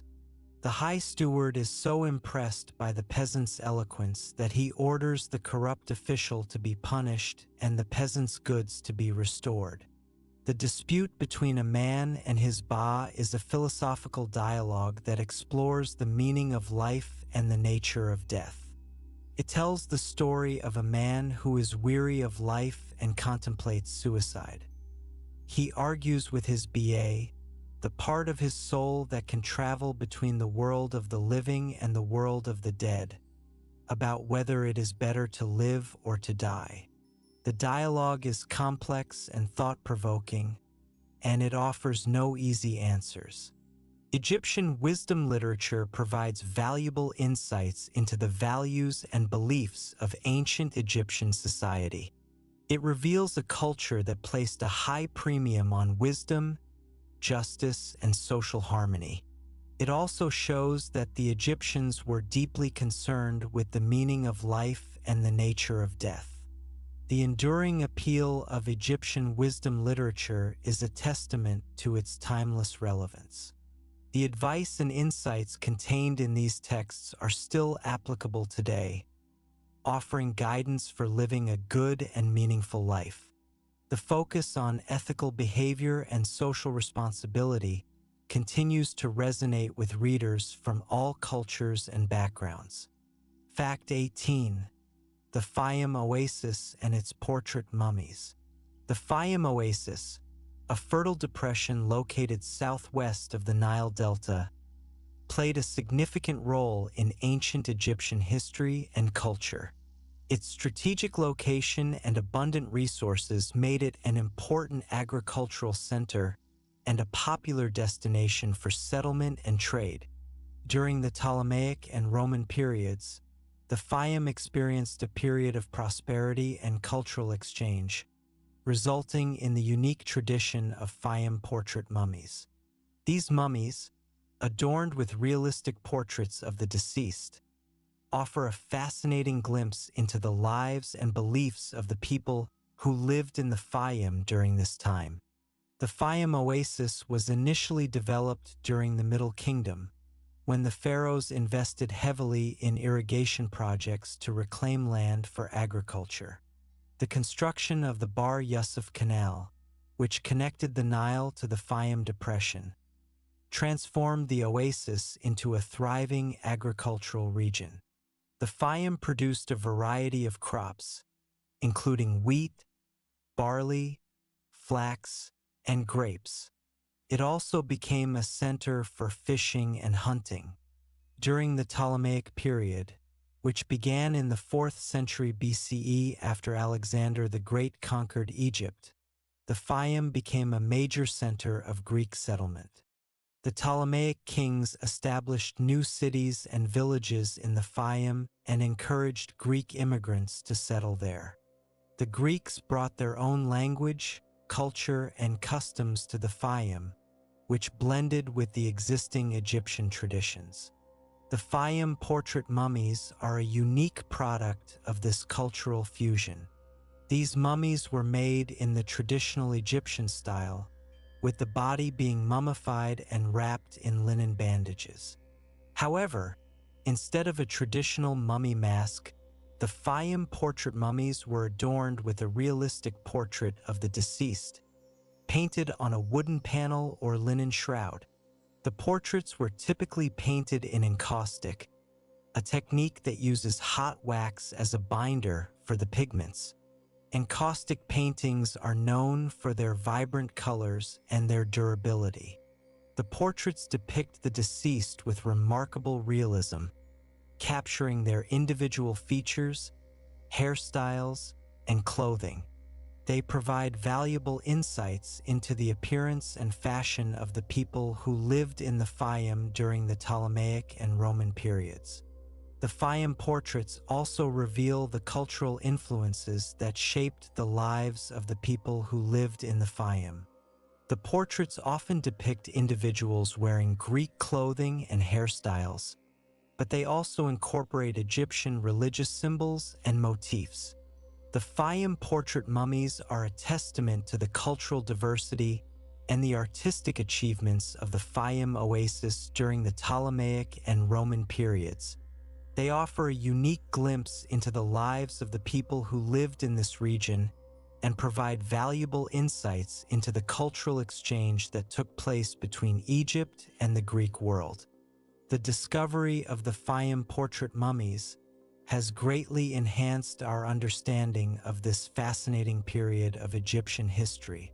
The portraits continue to fascinate us with their realism, their beauty, and their ability to connect us with the lives of people who lived thousands of years ago. Fact 19. Ancient Egyptian board games. Beyond the monumental architecture and elaborate religious rituals, everyday life in ancient Egypt included leisure activities, and board games were a popular form of entertainment for people of all social classes. Archaeological discoveries have revealed a variety of game boards and pieces, providing insights into the rules, strategies, and social significance of these ancient pastimes. These games were not just frivolous amusements. They often had symbolic and religious meanings, reflecting the Egyptians' beliefs about fate, destiny, and the afterlife. One of the most well-known and widely played board games in ancient Egypt was Senet, which means passing or passing over. Senet boards have been found in tombs dating back to the early dynastic period, c. 3100 to 2686 BCE, and the game remained popular for over 3,000 years. Senet boards typically consist of 30 squares arranged in 3 rows of 10. The squares are often decorated with hieroglyphs and symbols, some of which have religious significance. The game pieces, called men, are usually conical or cylindrical in shape and are made of wood, ivory, or stone. The rules of Senet are not fully understood, but it is believed to have been a game of strategy and chance. Players moved their men across the board according to the rolls of dice or throwing sticks. The goal of the game was to be the first player to move all of their men off the board. Senet had a deep religious significance for the ancient Egyptians. The game was seen as a metaphor for the journey of the soul through the afterlife. The squares on the board represented different stages of the afterlife, and the movement of the men across the board symbolized the soul's progress towards eternal life. Some of the squares were associated with specific deities or concepts, such as the House of Rebirth and the Waters of Chaos. The outcome of the game was believed to be influenced by fate and divine intervention. Another popular board game in ancient Egypt was Mehen, which means coiled one. Mehen boards are shaped like coiled snakes, with the snake's body divided into numerous sections or squares. The game pieces are typically small balls or marbles.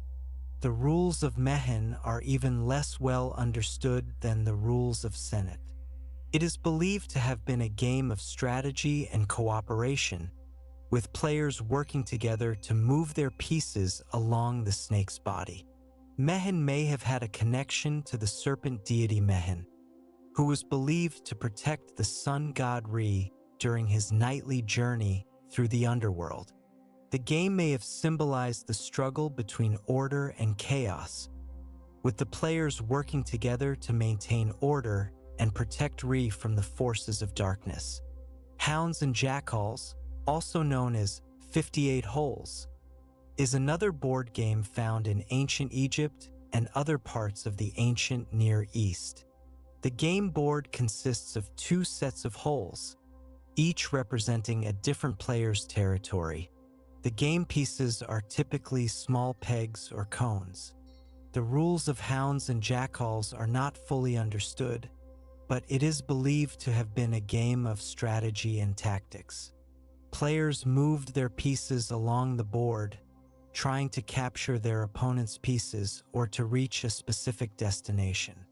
The game may have symbolized the conflict between rival tribes or the pursuit of prey by hunters.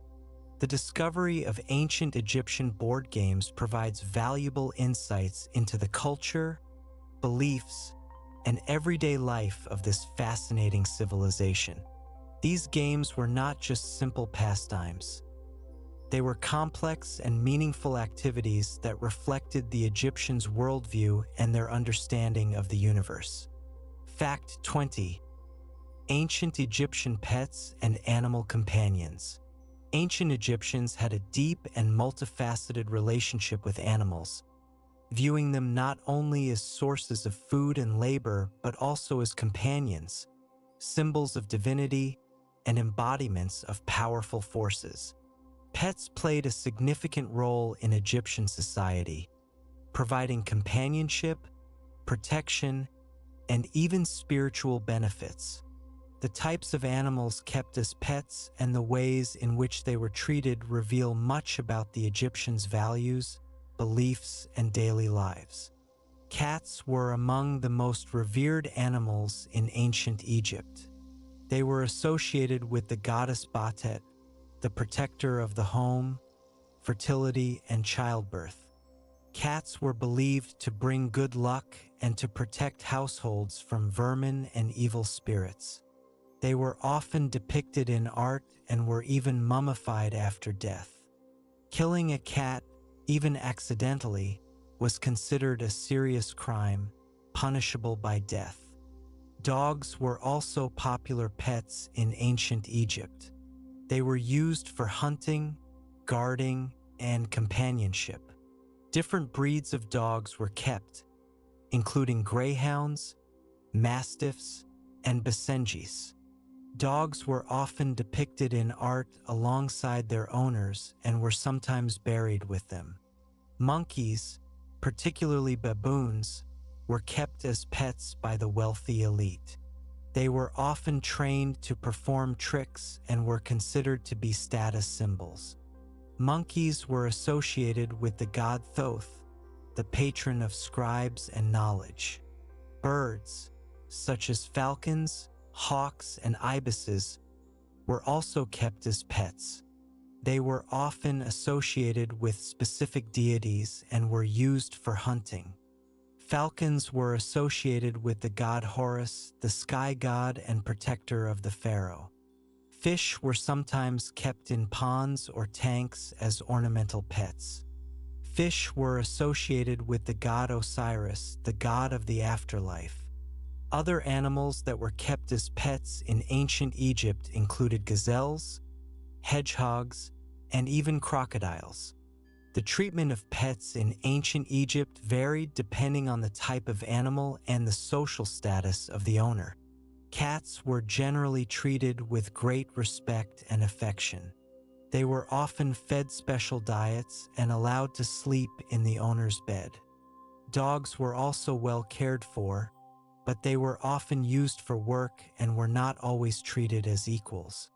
The Egyptians believed that animals had souls and that they could accompany their owners into the afterlife. Pets were sometimes mummified and buried with their owners, providing them with companionship and protection in the next world. The presence of pets in ancient Egyptian art and literature provides valuable insights into the relationship between humans and animals in this ancient civilization. These sources reveal that pets were not just possessions. They were valued members of the family, providing companionship, protection, and spiritual benefits. The ancient Egyptians' love and respect for animals is a testament to their deep connection with the natural world. Fact 21. The coffin texts, democratizing the afterlife. While the pyramids and elaborate tombs of the pharaohs often dominate our image of ancient Egyptian beliefs about the afterlife, the coffin texts offer a fascinating glimpse into how these beliefs evolved and spread beyond the royal elite. These texts, inscribed on the coffins of non-royal individuals during the Middle Kingdom, c.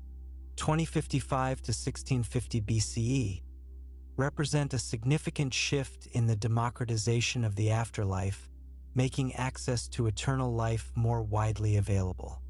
Prior to the Middle Kingdom, access to the afterlife was primarily the domain of the pharaoh.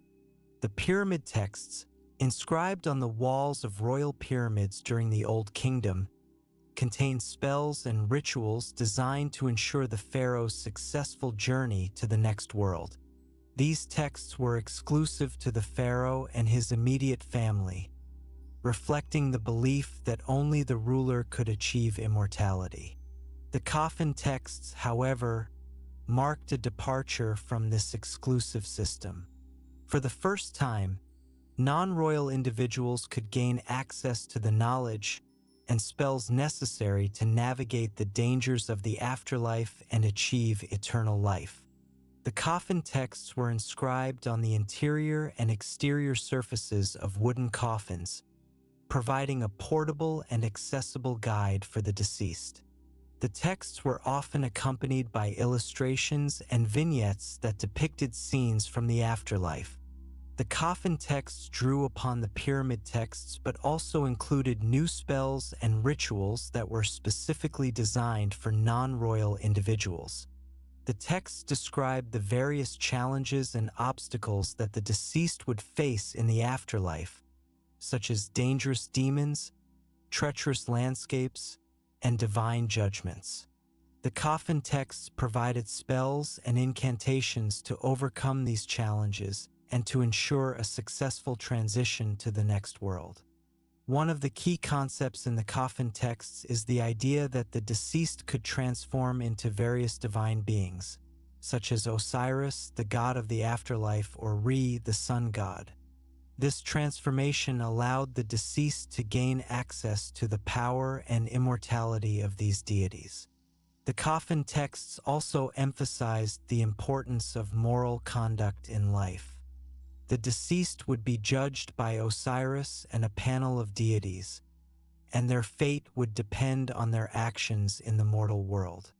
The coffin texts provided spells to help the deceased pass this judgment and to prove their worthiness of eternal life.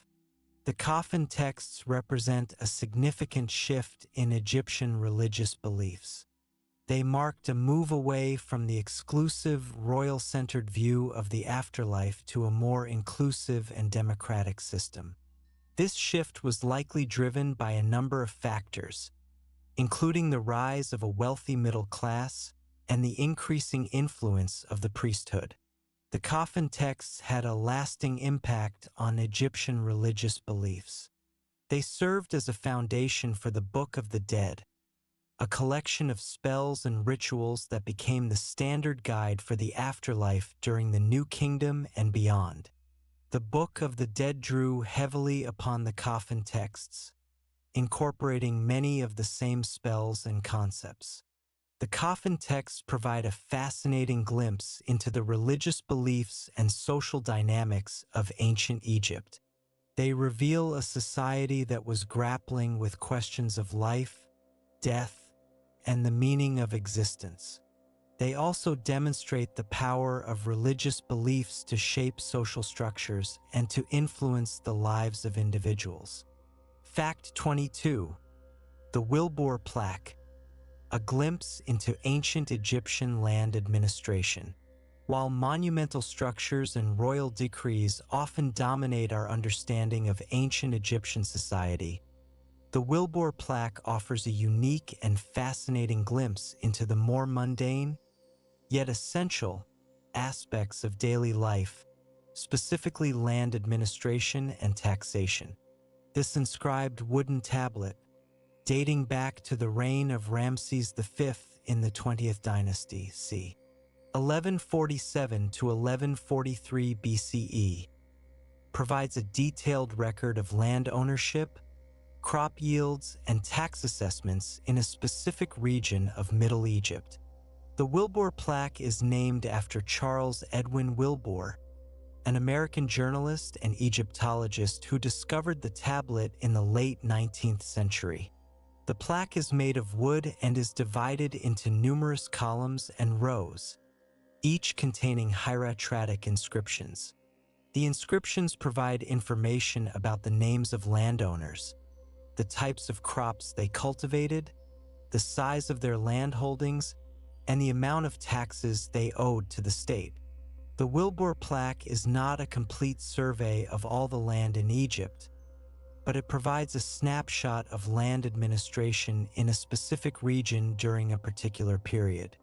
The plaque covers a region of Middle Egypt, likely in the vicinity of the city of El Hiba.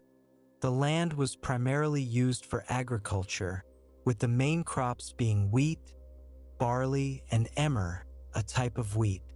The Wilbur Plaque reveals the complex system of land ownership in ancient Egypt. Land was owned by the state, by temples, and by private individuals. The state owned the majority of the land, which was then leased to farmers in exchange for taxes. Temples also owned significant amounts of land, which was used to support their religious activities. Private individuals could own land, but their ownership was often subject to certain restrictions and obligations. The Wilbur Plaque also provides information about the tax system in ancient Egypt. Taxes were paid in the form of crops, which were then stored in state granaries and distributed to the population. The amount of taxes owed depended on the size and fertility of the land. The Wilbur Plaque shows that the Egyptian government had a sophisticated system for assessing and collecting taxes. The information contained on the Wilbur Plaque is invaluable for understanding the economic and social structure of ancient Egypt. It provides insights into the lives of ordinary people and the workings of the state bureaucracy. The plaque also demonstrates the importance of agriculture in the Egyptian economy and the reliance of the government on agricultural taxes. The Wilbur plaque is a rare and important document that sheds light on a little-known aspect of ancient Egyptian life. It reminds us that behind the grand monuments and royal decrees, there was a complex and sophisticated system of land administration that sustained the Egyptian civilization for thousands of years. The meticulous records kept on the Wilbur plaque highlight the importance of bureaucracy and organization in maintaining a stable and prosperous society. The plaque also underscores the significance of agriculture as the backbone of the Egyptian economy and the source of wealth and power for the pharaohs. Fact 23. The Turin King List, a royal history on papyrus. While monumental inscriptions and temple carvings provide valuable information about the reigns of individual pharaohs, the Turin King List, also known as the Turin Royal Canon, offers a unique and comprehensive overview of Egyptian history, spanning centuries and dynasties. This fragmented papyrus, dating back to the reign of Ramses II in the 19th dynasty c. 1279 to 1213 BCE, presents a chronological list of Egyptian rulers, along with the lengths of their reigns, providing invaluable insights into the dynastic succession and the overall timeline of ancient Egypt. The Turin King List is named after the city of Turin, Italy, where it is currently housed in the Egyptian Museum.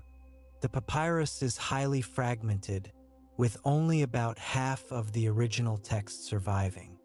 Despite its damaged state, the Turin King List remains one of the most important sources for reconstructing Egyptian history.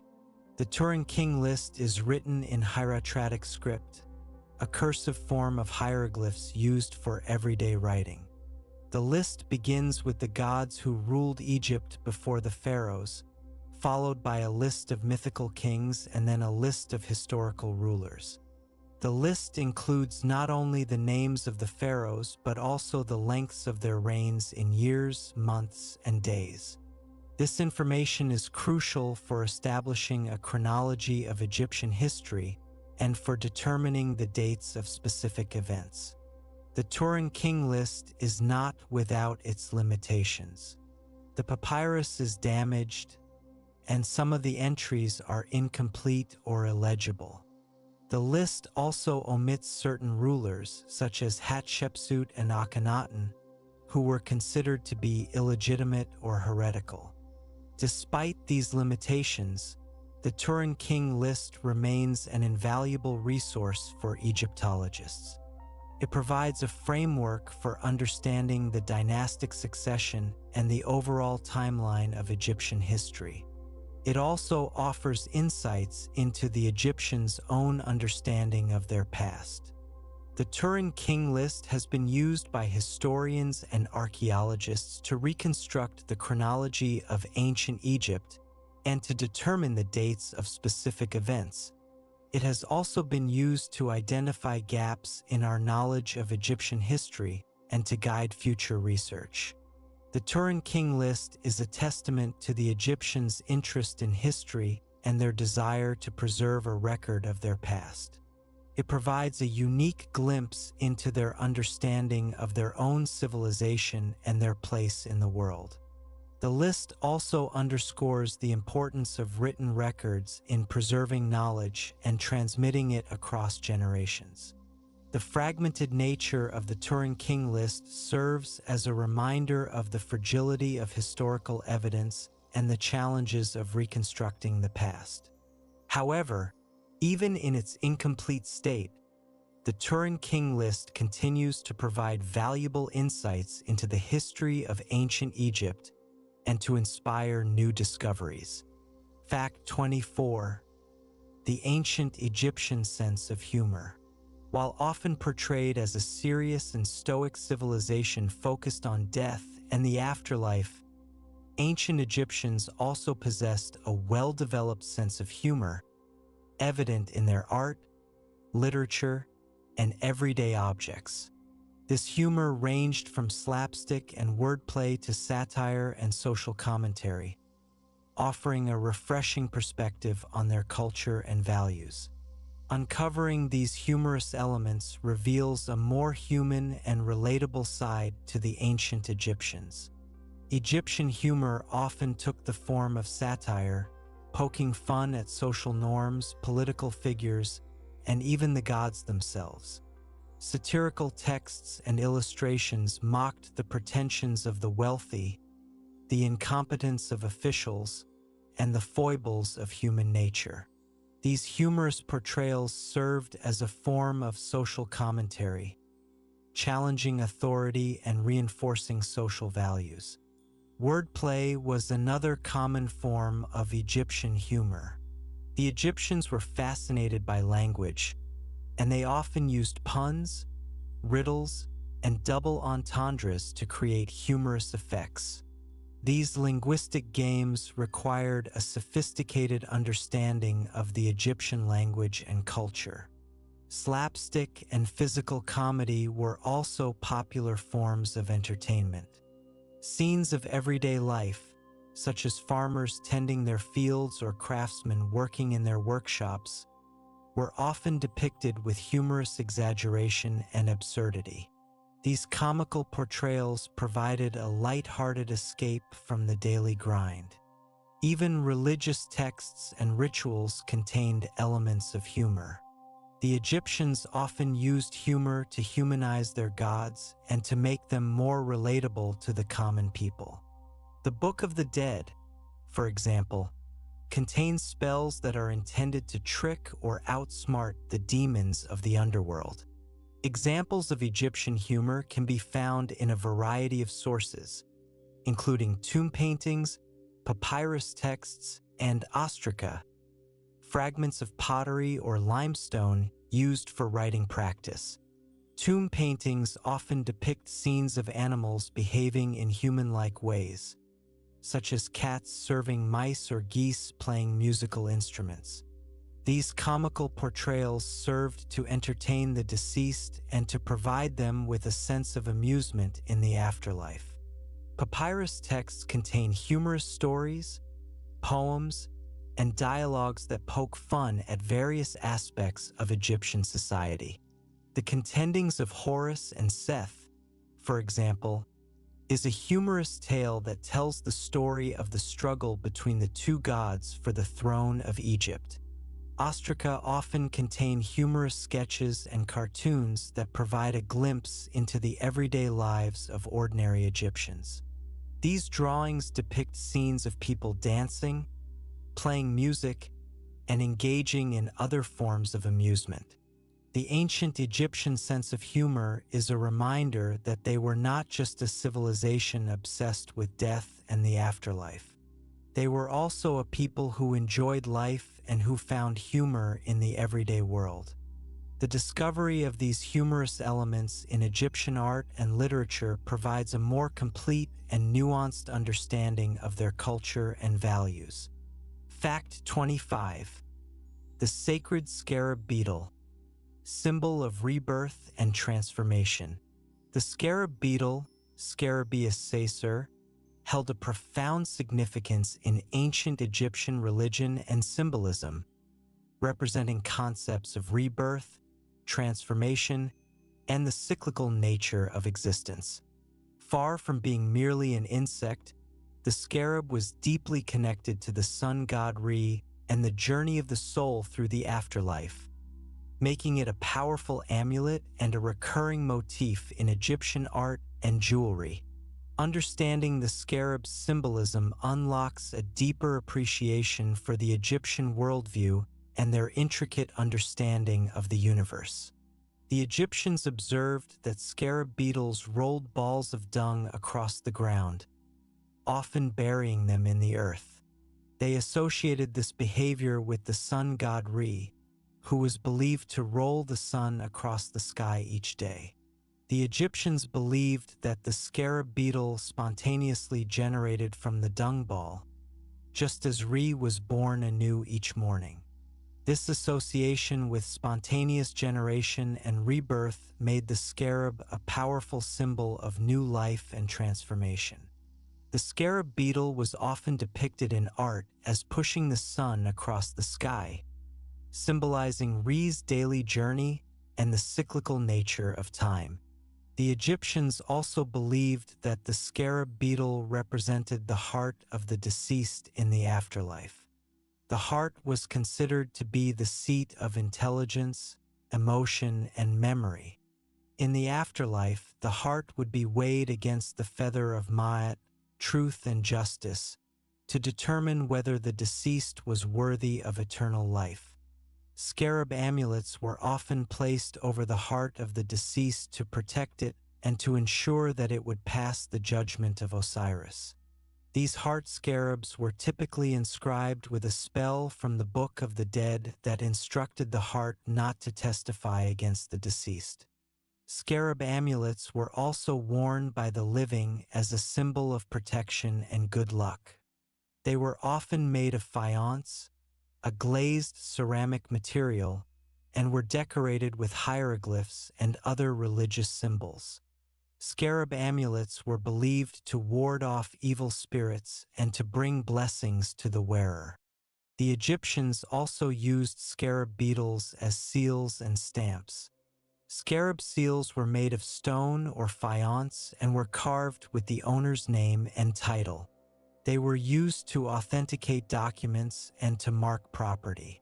The scarab beetle was a ubiquitous symbol in ancient Egyptian art and culture. It appeared on jewelry, amulets, seals, and other objects. The scarab's association with rebirth and transformation made it a powerful symbol of hope and renewal. The Egyptians believed that the scarab beetle could help them to overcome the challenges of life and to achieve eternal life in the afterlife. The sacred scarab beetle is a reminder of the Egyptians' deep connection with nature and their belief in the cyclical nature of existence.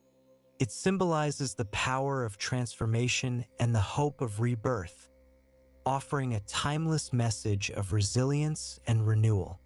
The enduring appeal of the scarab beetle is a testament to its profound symbolism and its ability to resonate with people across cultures and generations. Fact 26. The Usek collar, power, protection, and adornment. The Usek collar, a broad and elaborate necklace worn by both men and women in ancient Egypt, was more than just a piece of jewelry. It served as a powerful symbol of status, protection, and religious affiliation.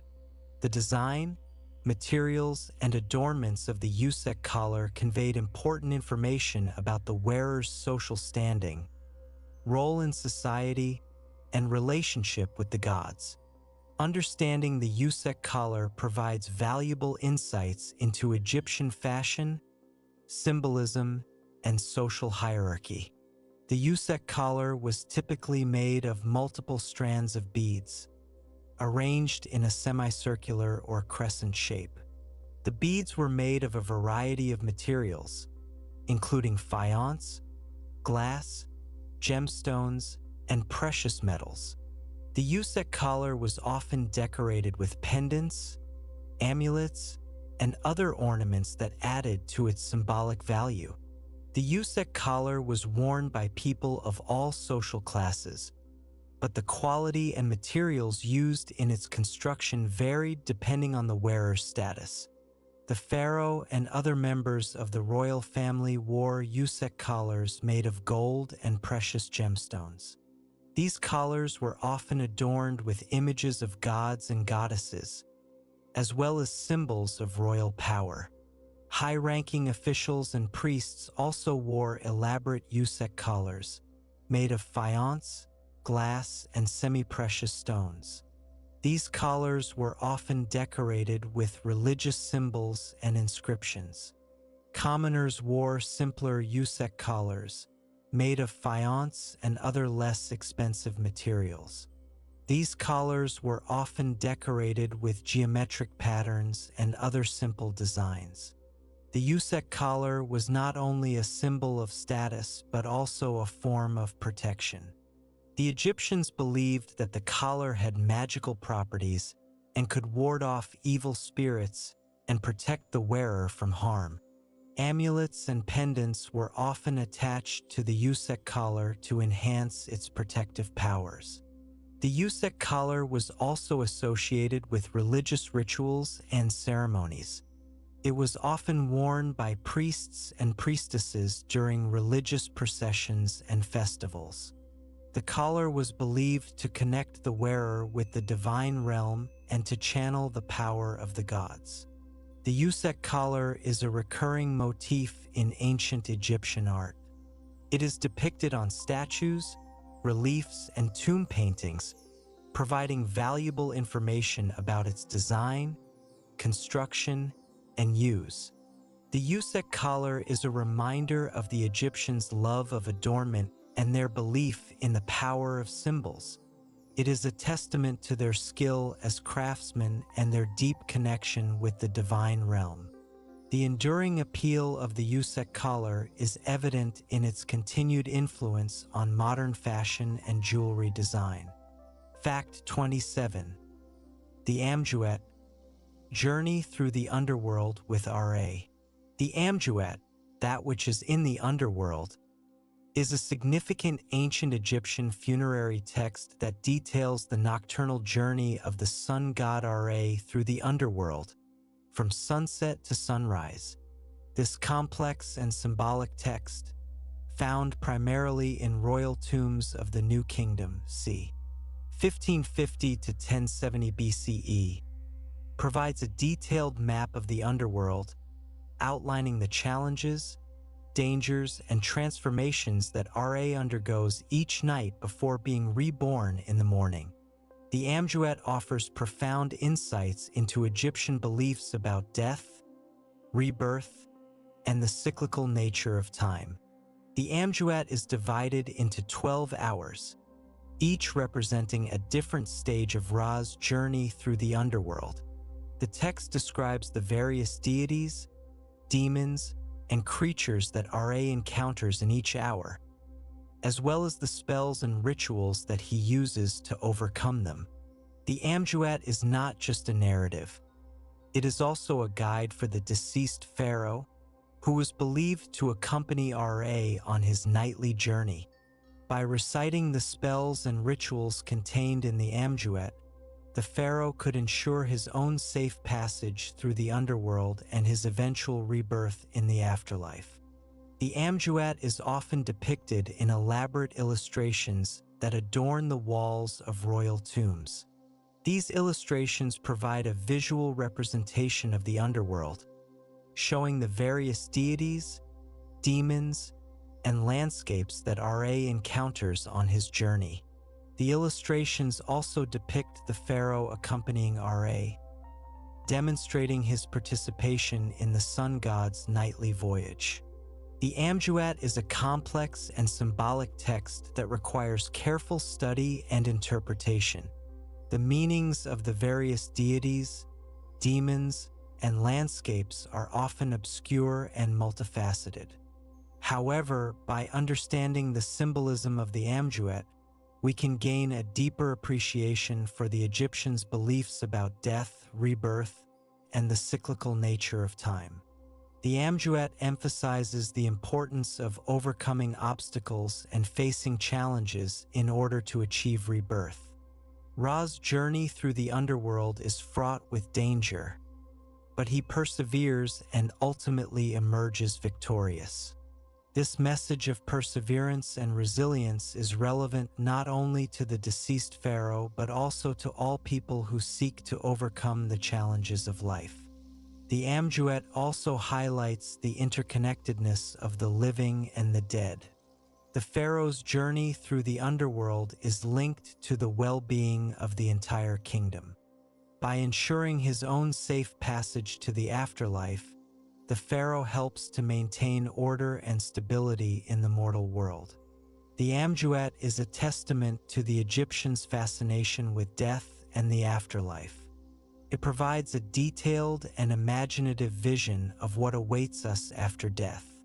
It also offers hope and reassurance, promising that even in the darkest of times, rebirth and renewal are always possible.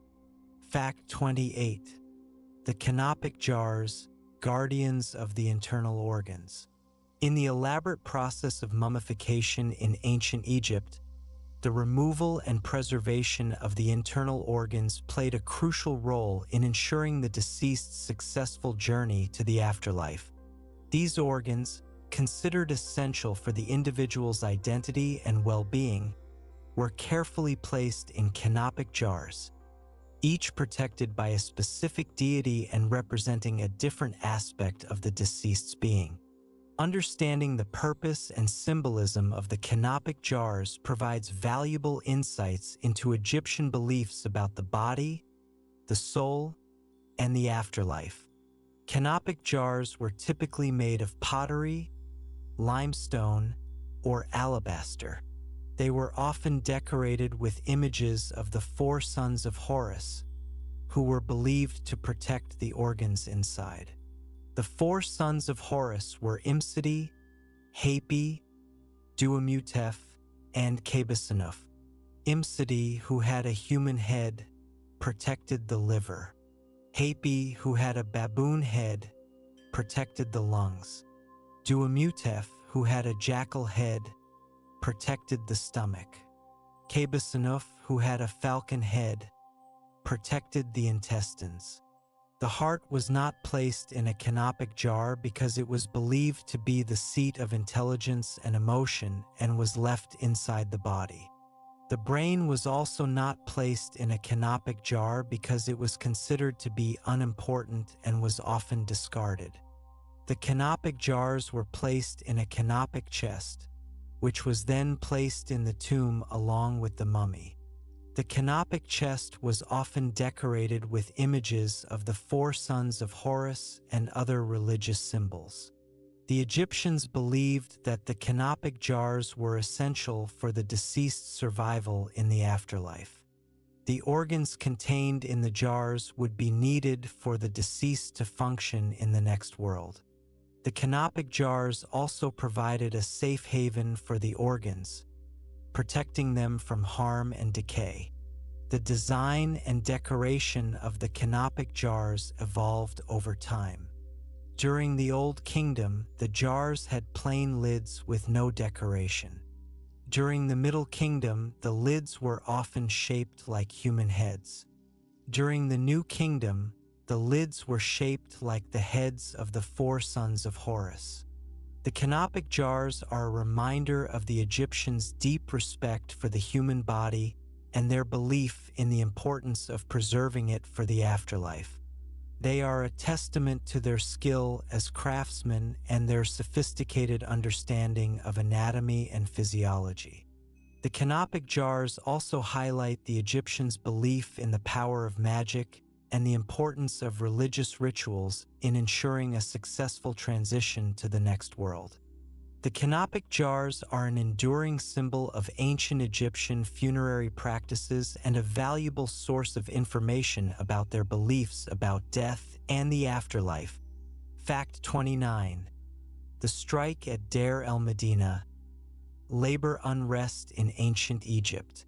While often perceived as a highly structured and rigidly controlled society, ancient Egypt experienced instances of social unrest, and the strike at Deir el-Medina provides a compelling example of labor activism and the challenges faced by workers in the pharaonic era. This documented event, dating back to the reign of Ramses III in the 20th dynasty, c. 1159 BCE, offers a rare glimpse into the lives and grievances of the skilled artisans and craftsmen who built and decorated the royal tombs in the Valley of the Kings. Deir el-Medina was a walled village located on the west bank of the Nile, near Thebes, modern-day Luxor. It was home to a community of skilled workers who were responsible for constructing and decorating the tombs of the pharaohs and other members of the royal family. These workers were highly valued and were provided with food, housing, and other necessities by the state. However, they were also subject to strict rules and regulations, and their lives were often difficult and demanding. In the 29th year of Ramses III's reign, the workers at Deir el-Medina went on strike due to a delay in the delivery of their rations. The workers were dependent on these rations for their survival, and the delay caused widespread hunger and hardship. The strike began peacefully, with the workers simply refusing to work.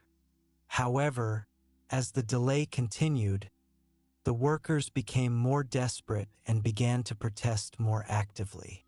They marched to the nearby Ramesseum, the mortuary temple of Ramses II, and staged a sit-in, demanding that their rations be delivered.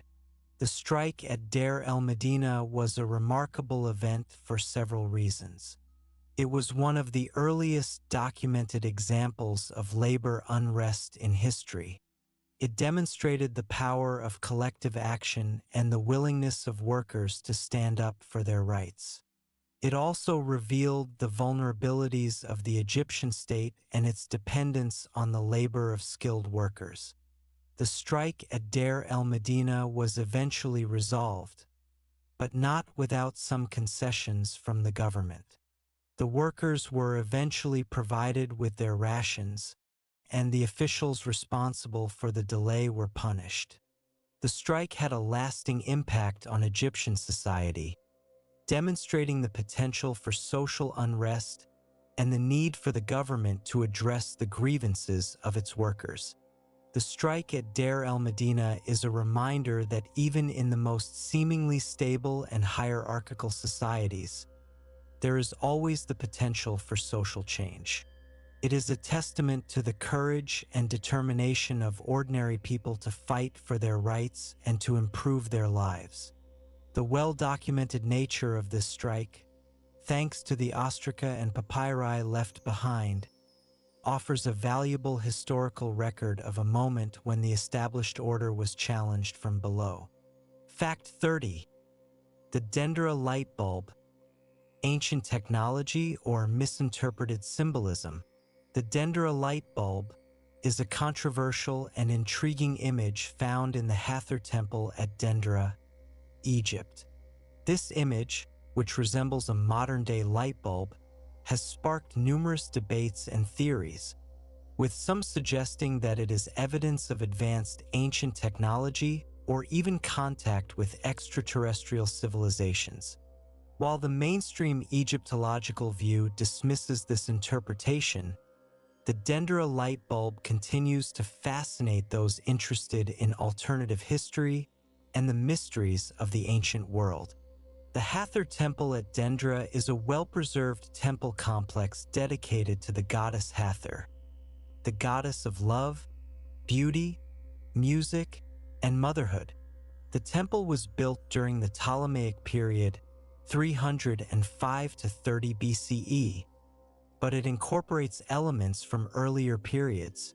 The Dendera light bulb is located in the crypt of the temple, which is decorated with a series of reliefs depicting various religious scenes. The image in question shows a long, oval-shaped object with a filament inside, connected to a cable or cord.